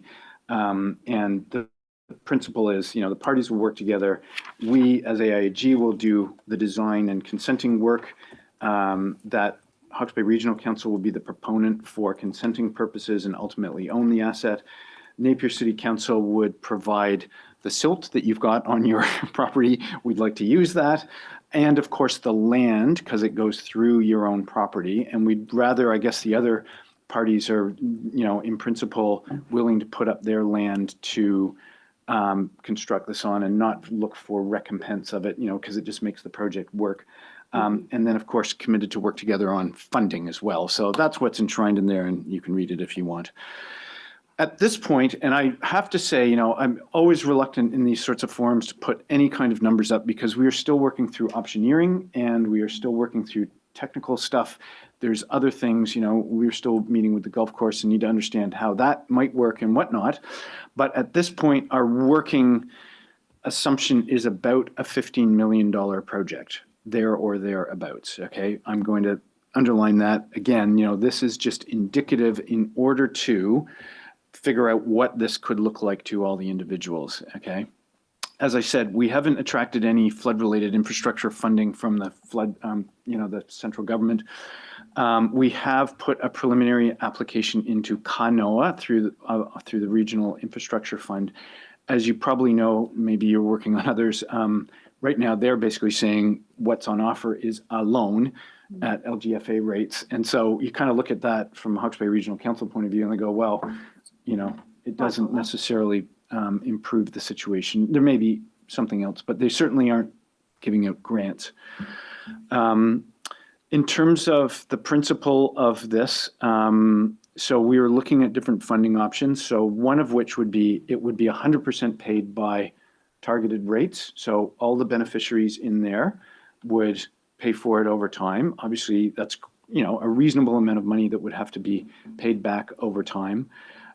We have looked at, and nothing is signed off by the council or anything. Again, I'm going to say this, but other schemes have looked at when the council does other schemes, generally there's a 30-70 split between general rates and targeted rates. So we've modeled that up.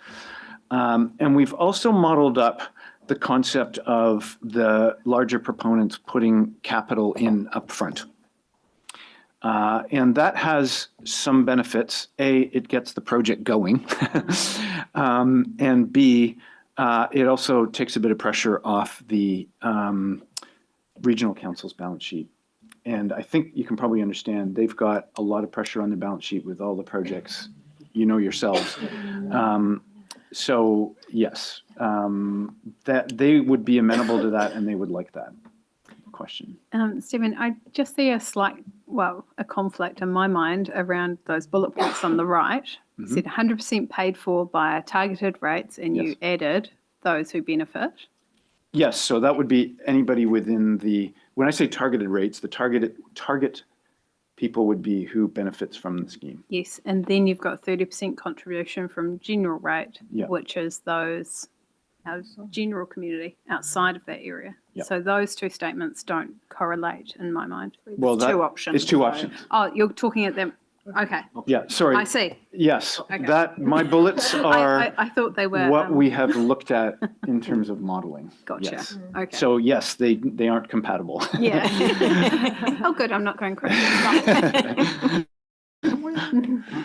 But I guess what the point I was trying to say is, when we've looked at it, the regional council do like the upfront capital idea, because it means they have to take a smaller loan.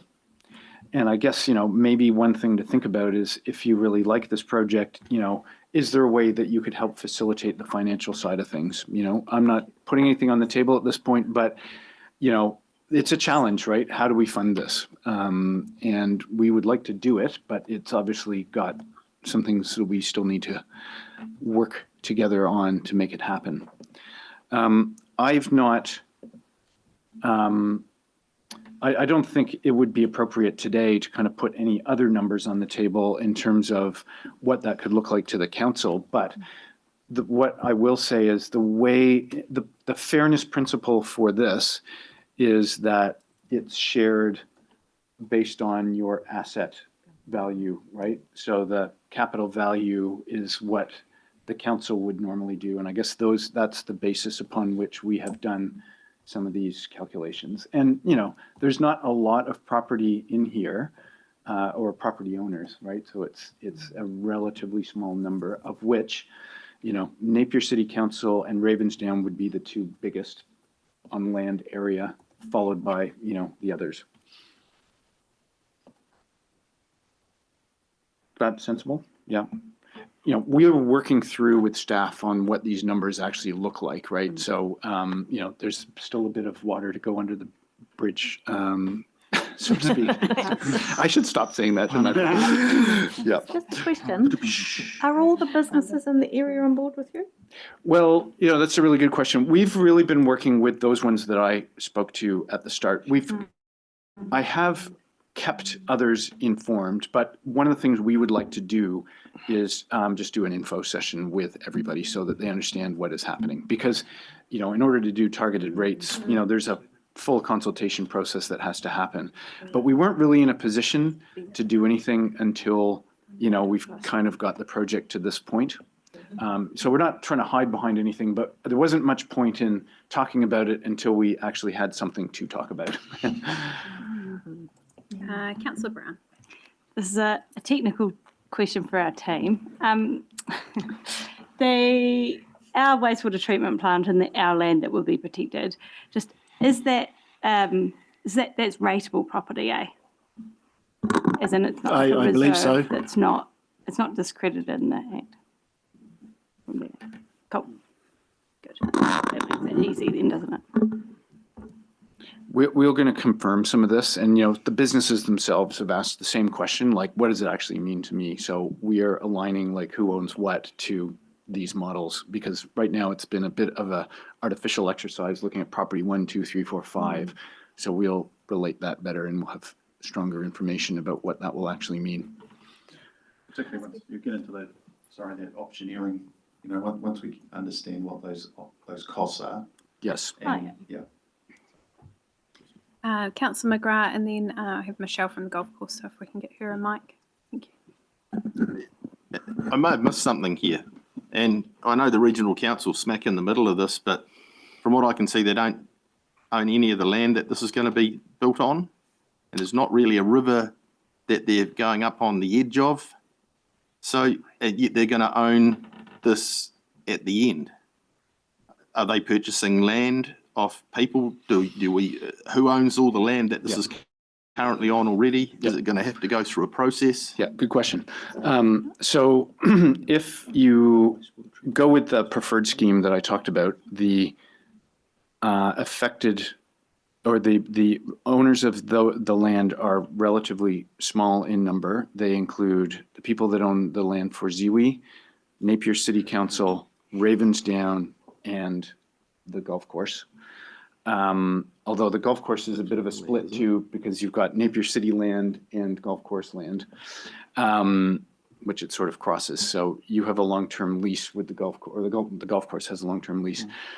my understanding, and again, we've got to do a little bit of the land conveyancing work, but what it would look like is an easement in favor of the council in order for them to maintain this. And they would own the asset, Yep. not the land. That's my understanding, just like anything else. And why would they do this? Because private entities don't own, in general, flood protection systems. It's the regional council that would. So that's, they own every other, or they own the assets for every other system like this. Great, thank you. Michelle? Hi. What is the relationship between this project and the Hawke's Regional Council's project with the stop bank that does run along? Because wouldn't this, where it intersects, make some of that obsolete and therefore the funding's being spent potentially twice? Yeah, it gets into some technical questions there, Michelle. I think, so you're referring to the stop bank that goes through the golf course, which was intended, my understanding, when it was constructed, to prevent water from going north if it breaches the primary system. And in fact, it did, right, in Cyclone Gabrielle. Yeah. So my understanding is it continues to have value even under this scheme, because one, it is what this scheme abuts against, but even the piece to the west extends, that will still stop those other floodwaters. And in fact, I think it's hard to see on these screens, but yeah, it's probably not worth it. But you can kind of actually see that the water does stop under both those scenarios from going north with that. So I think it will remain a critical.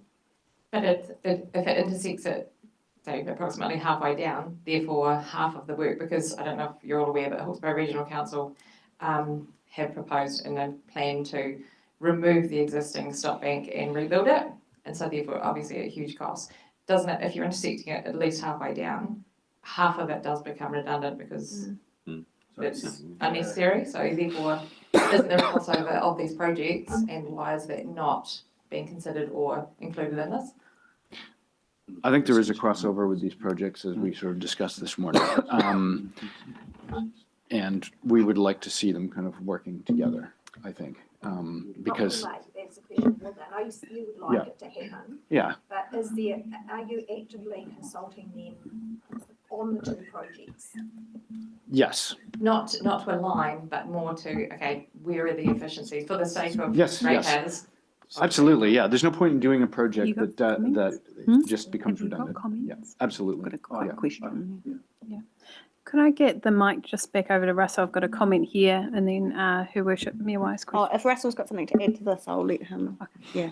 Yeah, no, I agree. Yeah, that's more the remainder of that stop being on the ocean side, isn't it, of that? So, yeah, I think that's something we need to take into account and make sure that's on regional council's books for their assessment, because, yeah, like I say, it's just using taxpayers' money or ratepayers' money. And I think that's a major concern from the golf club and our members, is that there is a lot of funding that is potentially or being planned to be spent, perhaps unnecessarily. So it's and regional council are saying they don't know anything about this project. When they've been asked, they don't know anything about it. It's got nothing to do with them. So probably depends on who you ask. It shouldn't be like so through the Chairman C, Louise Miller at Napier City Council, I can confirm the CE knows, because as Stephen said earlier, the three of us sit together to talk about this piece, so they do know, but maybe perhaps further down the organisation. So I'm happy to pick that up and have that conversation with Nick when we meet next. Thank you, Louise. Yeah. I think in principle, as you can understand, it's hard, they've sort of got a lot of projects on the go, and they've got different project managers that have been given a task to do. And there are a number of people in the management team who are aware of all the projects and making sure that they fit together. And I'll acknowledge this, it's complicated for them, and, they've only got so many resources, but, there's definitely people who are looking at the wider flood scheme, how this fits into that, how the stop bank across the golf course fits into that, and indeed how the pump station fits into that. So there's definitely, yeah. Yeah, I think, as I said, it's definitely a concern from myself and the golf club and our members, in that there is obviously it's very disruptive, but it's also concern around the ratepayers' funding of it, because there's the entire stop bank that they plan to demolish and rebuild at great cost. There is this, which plans to intersect it and then take advantage of half of that stop bank.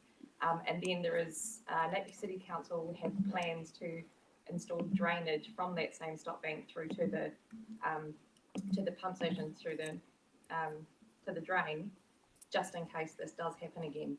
So therefore, we're putting in all these various. It doesn't feel like there's a holistic view to the mitigating any impact from flooding. Can we just make a note that I think there is some certainty that's required to probably come back to the golf course around that intersect, as a key stakeholder, obviously, in a affected leasee of land in this space. There's obviously some communication here that needs to go on. So I think that's been well heard. Thank you, Michelle.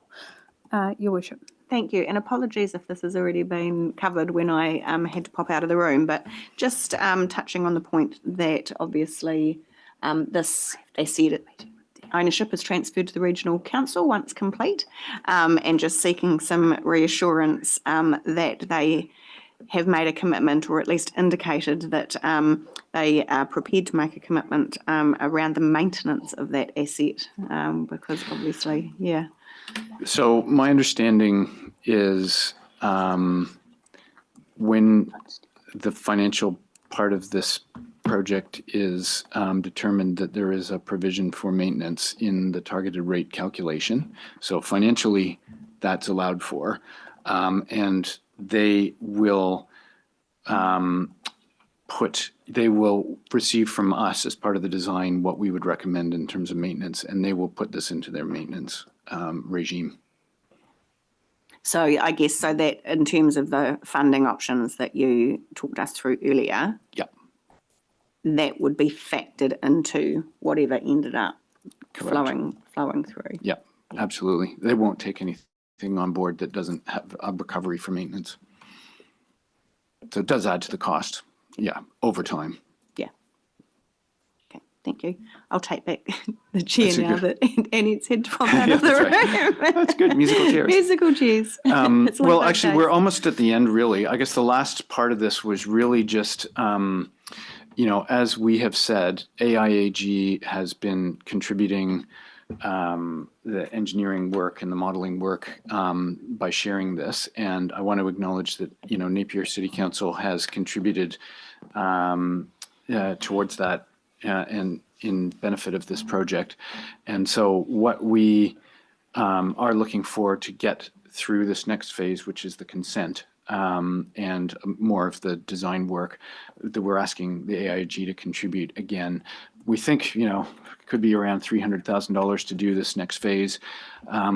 Consenting isn't that easy, obviously, for projects like this. So we've got a little bit of work to do. So we are looking for the council to continue to fund the development of the project, and then in the right time, consider the contribution at either the targeted rate or upfront capital. So we do have a work plan, but the work plan looks like we've sort of completed the modeling and the route selection sort of assessment. We need to finalize the uncertainty work around both ends of the alignment, and we are very keen to go in and do the consenting part of the phase here through the winter. So which would include public consultation. So that really wraps up the information that we wanted to present to you. I guess for us, in summary, as I said, you're a key part of the AIAG in terms of a large landowner. Your asset is obviously, maybe not necessarily financially as high as some of the other ones in terms of what's on the books, but in terms of intrinsic value, it's massive, right? And so, you know, you're important, and as a large landowner, you know, your support for the project is really critical to this. So, you know, that's why, you know, we felt it was appropriate to do this workshop, to see, you know, what your thoughts were in continuing to support the project and making sure that it sort of fits within your strategy, that we listen to, I think, as Phil said at the very start, what your concerns are as council. And yes. Yeah, thank you. Thank you for the presentation. It's very comprehensive and interesting. Just through the chair, the mayor, if we were to commit to, you know, millions of dollars, wouldn't it have to go through our annual plan or our long-term plan? It would, yes, most certainly if it was a capital upfront payment. If there was a model around it coming through a rates, like a targeted rate, Exactly. I don't know that that would require consultation. We may choose to anyway, or. So the idea for at this point is to really looking for continued support to help fund with the design work, and I think with the project as a whole in terms of our portion of the funding, that would be for later consideration. Yes, definitely, there'd be a further paper that we'd bring back and to get your recommendation on it, and for us to include it in any future annual plans or LTPs. So okay, thanks. So that would be our process for, you know, we'd follow that typical capital funding process. But this is, we just felt that we needed to bring this information to you to get your continued support. And yeah, and like Phil said, he will bring a paper to, I guess, just confirm what the workshop, just to get those resolutions to help Stephen and the team. Can I ask a quick question about the consent process? So is Maraenui agreeing to move forward with this critical to the council approving consent? We don't have that might need a member of our regulatory team to assist with that, and we don't have one here. That's important for them to know whether it can be railroaded or whether they are part of the consent process as being that they are critical to the bund. Without them, there is no bund. Yeah, we can add that to the other information that we're going to seek clarity on. I would suspect that would be part of the consenting process. Directly impacted. It's the activity and on the land. Because Michelle's answerable to 900 members, and she needs to have the answers to that. Yeah, and look, I mean, I think, you know, we want to work in an open way, and we don't want to force anything down anyone's throats. What we want to do is make this project of benefit to the recipients of, you know, the project. And we recognize it has a big impact potentially on the golf course, and we'd like to minimize that. As I said, you know, one of the options was to try to go entirely around the golf course. That may not be as easy, but, you know, we would really like to find a way to make it work, so that, yeah, you can endorse it. Yes, that's right. We're just looking for transparency. Yeah, absolutely. Yeah. So someone made notes of those actions for. Just realised that we're in a workshop, not a committee. We don't have an administrator. Yeah, it's recorded. It is recorded. Excellent. Someone's got it written down. Perfect.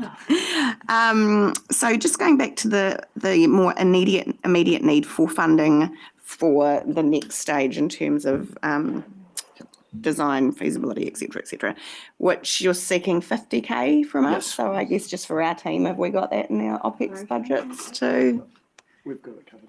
You got it covered? That's all I need to hear. Thank you. Any more?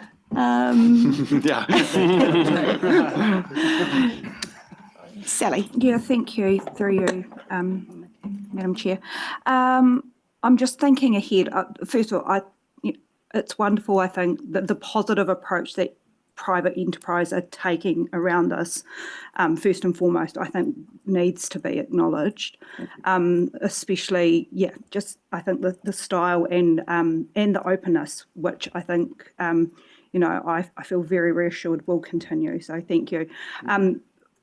I feel like I want a bit of a timeline or a map as to what is next? Where are the gateways? What are the milestones?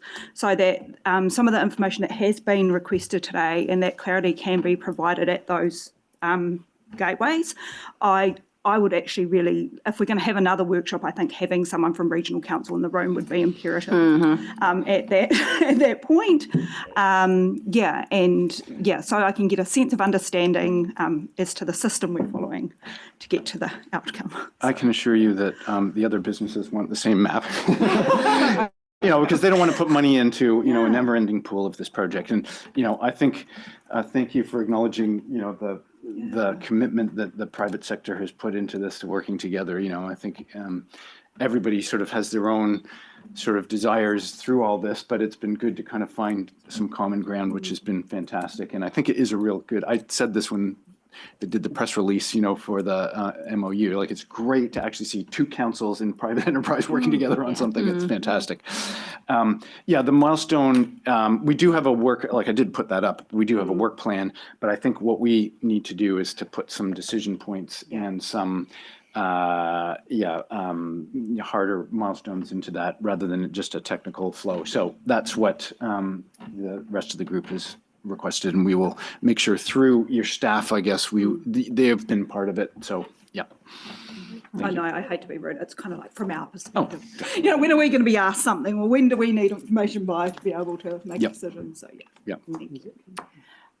Just picking up on your other key points here, and again, apologies if it's been covered while I was out of the room, but you've obviously stated you want the use of silt for construction. So where are we at as a team in terms of... that was agreed, I believe, in the MOU. So all that stilt that was stored on the wastewater additional land, that is technically available. So we have actually already made that commitment. Flattened it out and didn't do the nice piles, as you know, but anyhow. Within reason, obviously, within the original grade of the land. So so that silt has been made available.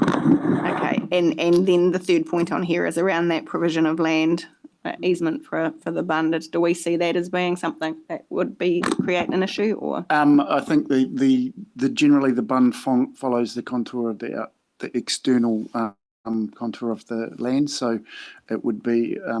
Well, it's on your land. It's protecting. It's protecting our land. Protecting our land. And that land could be targeted for future treatment and other things. So we see a long-term benefit in it. I might make that one little point, and this is planning and zoning and all the rest of these kinds of things. But you're protecting actually a very large part of your own property there, which I understand is currently zoned for wastewater treatment. And my understanding, Russell, was the reason you bought so much land was because way back in the day they were looking at wetlands and these sorts of systems. Is that right? Yeah, that was the master plan at the time was looking at wetlands, and wetlands were definitely a polishing treatment of choice, particularly in the late 90s, but they've sort of gone away from that. So it is sort of land. Don't say regional park. Yeah, don't say that. No, sorry. For wastewater treatment. Not for stormwater treatment. Might have just found some money. And the proportionately, the actual bund itself is, I don't see the dimensions. My eyes are good, not that good. No, but it's about 20 meters wide, I think, generally, right? But it needs also maintenance access. So, what actually goes into the easement, we still got to do a little bit of that. But the point I did want to make, talking about an opportunity, is, that land, strategically, it's just sitting there, you're grazing it and whatnot. If you wanted to change the zoning, you part could. Of it does make part is in our master plan for use for the development, but yes, it's and to answer your question, it doesn't. The easement or the land for easement won't impact any of those future designs. Rhonda. And just one other kind of benefit, we're just building detention ponds there for overflow in case of a storm. So protecting those from the water coming in kind of seems to be quite sensible, because that's great if you have the overflow, and then when the water comes through, it's just going to go everywhere again. So. Yes, that's correct. Chad. Kia ora, thinking, just thinking about future beautification projects, I think identifying sites with pro plants, storyboards and stuff like that. I'm guessing you didn't add those in with the with your calculations and Cycle way. Yeah, cycle way. It's going to be hard to cycle across sheep piles. That's right. Sheep pile will make it difficult. Yeah, Chad, I mean, we've had a bit of an allowance there, and I guess, part of it, we did get a little bit of early advice around what could be done there. And then we got into a bit of a discussion about what could and couldn't be planted on top of a stop bank. So we've really just right now put an allowance for that kind of thing. It's not massive yet, and I guess once we get closer to a final idea, we really would like to integrate with other plans, like down at the Ravensdown end. If they are doing some more water treatment plant work, could there be other things there? And so again, trying to work together on that sort of stuff would be fantastic, right? Yeah. Could I suggest an extension to the cycleway to link the two pathways? Well, I have to hand it to Russell. He was the first one that said that, didn't you? Yeah. It does look good, except as somebody just pointed out, it's hard to cycle on top of sheep pile, which is down at the northern end there. But yeah, it's quite nice back there, actually. It's very quiet. Yeah. Could be like could be fun for the golf players trying to make sure they're wearing a helmet. Yeah. Apart on the Takes out our beautification Tato side Road, of it, which is we'll a horrible probably piece have to to discuss it with the regional get council onto because the the stop bank that cross-country they're drain. talking about deconstructing and parking around the golf reconstructing. course. We've been told there is no planting on it at all, none whatsoever. Within the designation, which can be minimum, sort of 16 metres. I think that sort of environmental improvement or enhancement would be off the stop bank itself. It's more there because I know they don't like trees growing in it, creating with roots potentially weakening the stop bank. So. But we would really like to make sure we live up to that expectation, Chad. Yep. Can I just ask a question? And I don't know if you can share this or not, but when was the memorandum of understanding signed? What was the date? Oh, Let's see. 2024. It was last year. Don't know if it. Is it on the thing? It's on here. Slide. September 30th, 2024. It says on there. Any further questions, team? Just a comment regarding the order in council fits under the what is it? Flood protection. No, Hawkesbury flood protection works. Consultation with the Māori is actually more than originally. Well, yeah, previous processes got to now consent with all relevant Māori entities, which includes PSGs, hapu, iwi authorities, tai whenuas. So the list, unfortunately, gets longer during this process. Yes. And as I said, we want to do a good job with our consent. We want to be open. And yes, we've obviously had a little bit of discussion already. And also with, Paris Greening has been, on the loop on this as well. So through Mana Ahuriri. So, very much acknowledge that, Chad. Thank you.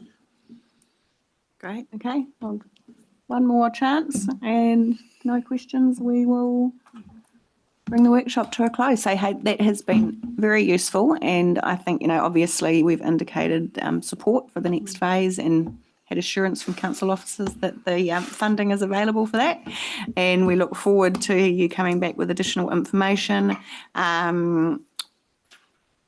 I will just, if you need anything further from us, please reach out in terms of, getting the clarity that you need for the golf club. And then, we look forward to the conversation about actual capital cost in the future. I don't know if look forward's quite the right words to use, but. When the questions that Rhino had, what great is will be acknowledged. When those answers come, will you contact Michelle directly, or does she have to chase that up? No. We'll make sure that information, the action points we've taken today, we will make sure that gets sent through to you directly. That's a question for you. Who's the primary point of contact? Go through Stephen as the primary point of contact. There you go. Yeah. You've got a responsible person. Yeah, that's right. I'm doing the work for you. That's why you're paying for me. That's right. No such thing as reality. Okay, excellent. Thank you all for your time and your engagement on this. I know we've got 1,000,001 other things to do, but yes, spending 2 hours on this. Thank you. Yeah.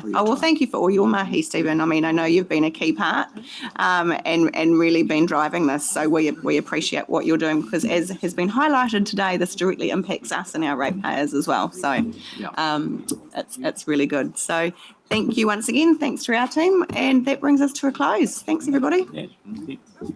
Kia ora. Yes, an accent. You give aways. Yeah, when I say about. Oh, did you? Oh, whereabouts? No offence, actually, the North Island Weather Report program, that's the whole one that I'm talking about today. All the stuff sits under that, because that's the order of council stuff, right? It's connected to the North Island Weather Report. Yeah, wow. Cool. What about you?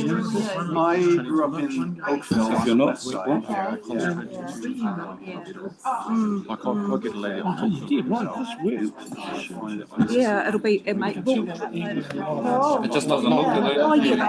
Like hanging up doing something. No, we were just rather than being quiet. When you come off, they want the money up front, so it's work, right? They want the capital. get all the way to I think what he's saying is that it would be better because then the ongoing maintenance is taken care of through targeted. But that whole public one, private good, is it always a 70% rate and 30% comes from general rate, or is it always 100%? If it's 100%, that means that we will continue to so whenever I contribute as well, because we raise our own costs. So it's a weird one. It's a weird one. Anyway, well done. Nice to meet you. Nice to meet you. Thank you so much. just go onto the bun, follow the bun.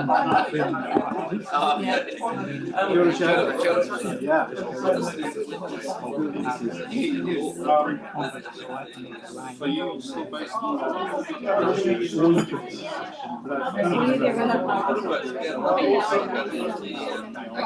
Sheet metal, something. Once we get, I wonder if we get through this. Oh, you can get round. Hello. Did you answer my question?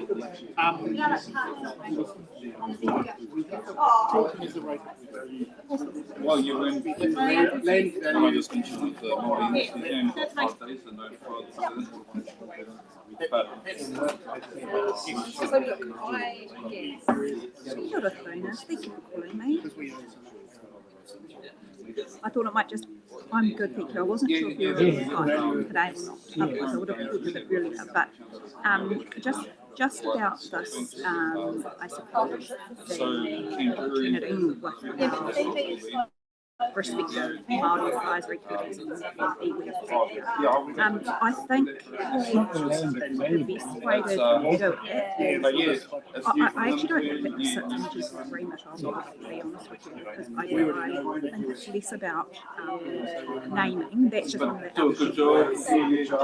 it's actually more about the ongoing observation and understanding of the respective public, as we continue on with the project, and real opportunity to be able to ask them to have a really conversation about this. So I think in the first instance, I was hoping, and I also think that a bit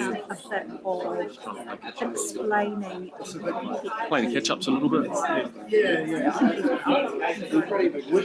Probably especially in front of the public. So I think in the first I actually find to meet with fidgety if I don't do something. Paris, with I find like fidgety if I It's really weird. I do get caught out though. Like, I do get caught out. Sometimes I'm like, oh no, if I strip myself down, I'll stop and I can do it. Then from there we can look at what But pretty much the Regional Council, I knew that was coming. And I met with Neil a while ago about what he suggested. But like, you know, they said it's about the rate. My question is, okay, so if we have to charge an extra 2% on our rates to service these drains and pass us, are you going to drop your rates by 2%? Fucking hell. I'll give you that before the rate plans councils set up does that make sense to you? But then it's like that for Three Waters, isn't it, Graham? GK. It's kind of like that for Three Waters. And how much of our rates and everything goes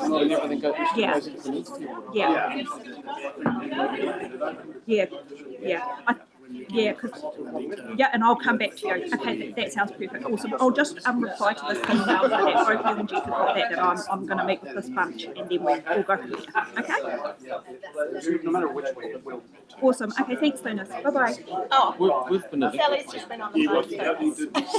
Oh, sorry. Just running around. It's just...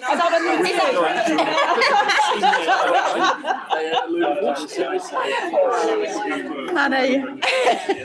The earlier one. Yeah, but they were so these represent councils where you done really supportive of the policy. I love like. Oh, that's okay. Well, how about we do this then? If he's all about that, then why don't we come and see him fucking all over gold shit? Don't let though. Hey, can't have that. Yeah, this is the thing, man. Alright, you can have your cake and eat it too, buddy. Please. It is nice though. It is nice.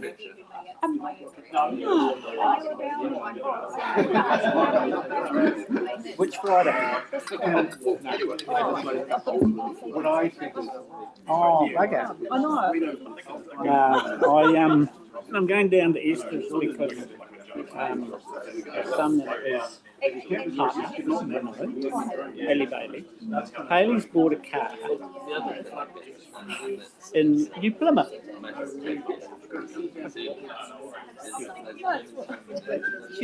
She got rid of her big car because it was 7 seats and it cost a lot to run. And so she decided to flick it last week. And she's gone using almost exactly the same amount of money. She hasn't got so she's bought another car, but it's in New Plymouth.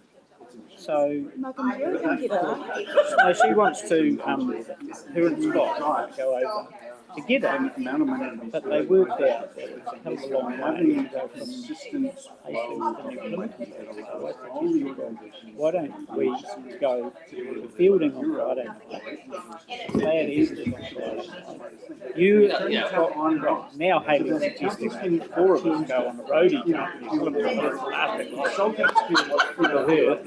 You're like, step on your way. And then, so go to New Plymouth, pick up her car, come back to Fielding and stay there Saturday night. But it just happens to be my birthday on Sunday. Like, where's the rest And of we it could have go?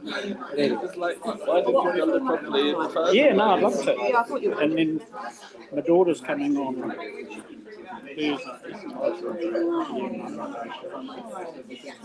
Yeah. Good weekend. Fun weekend.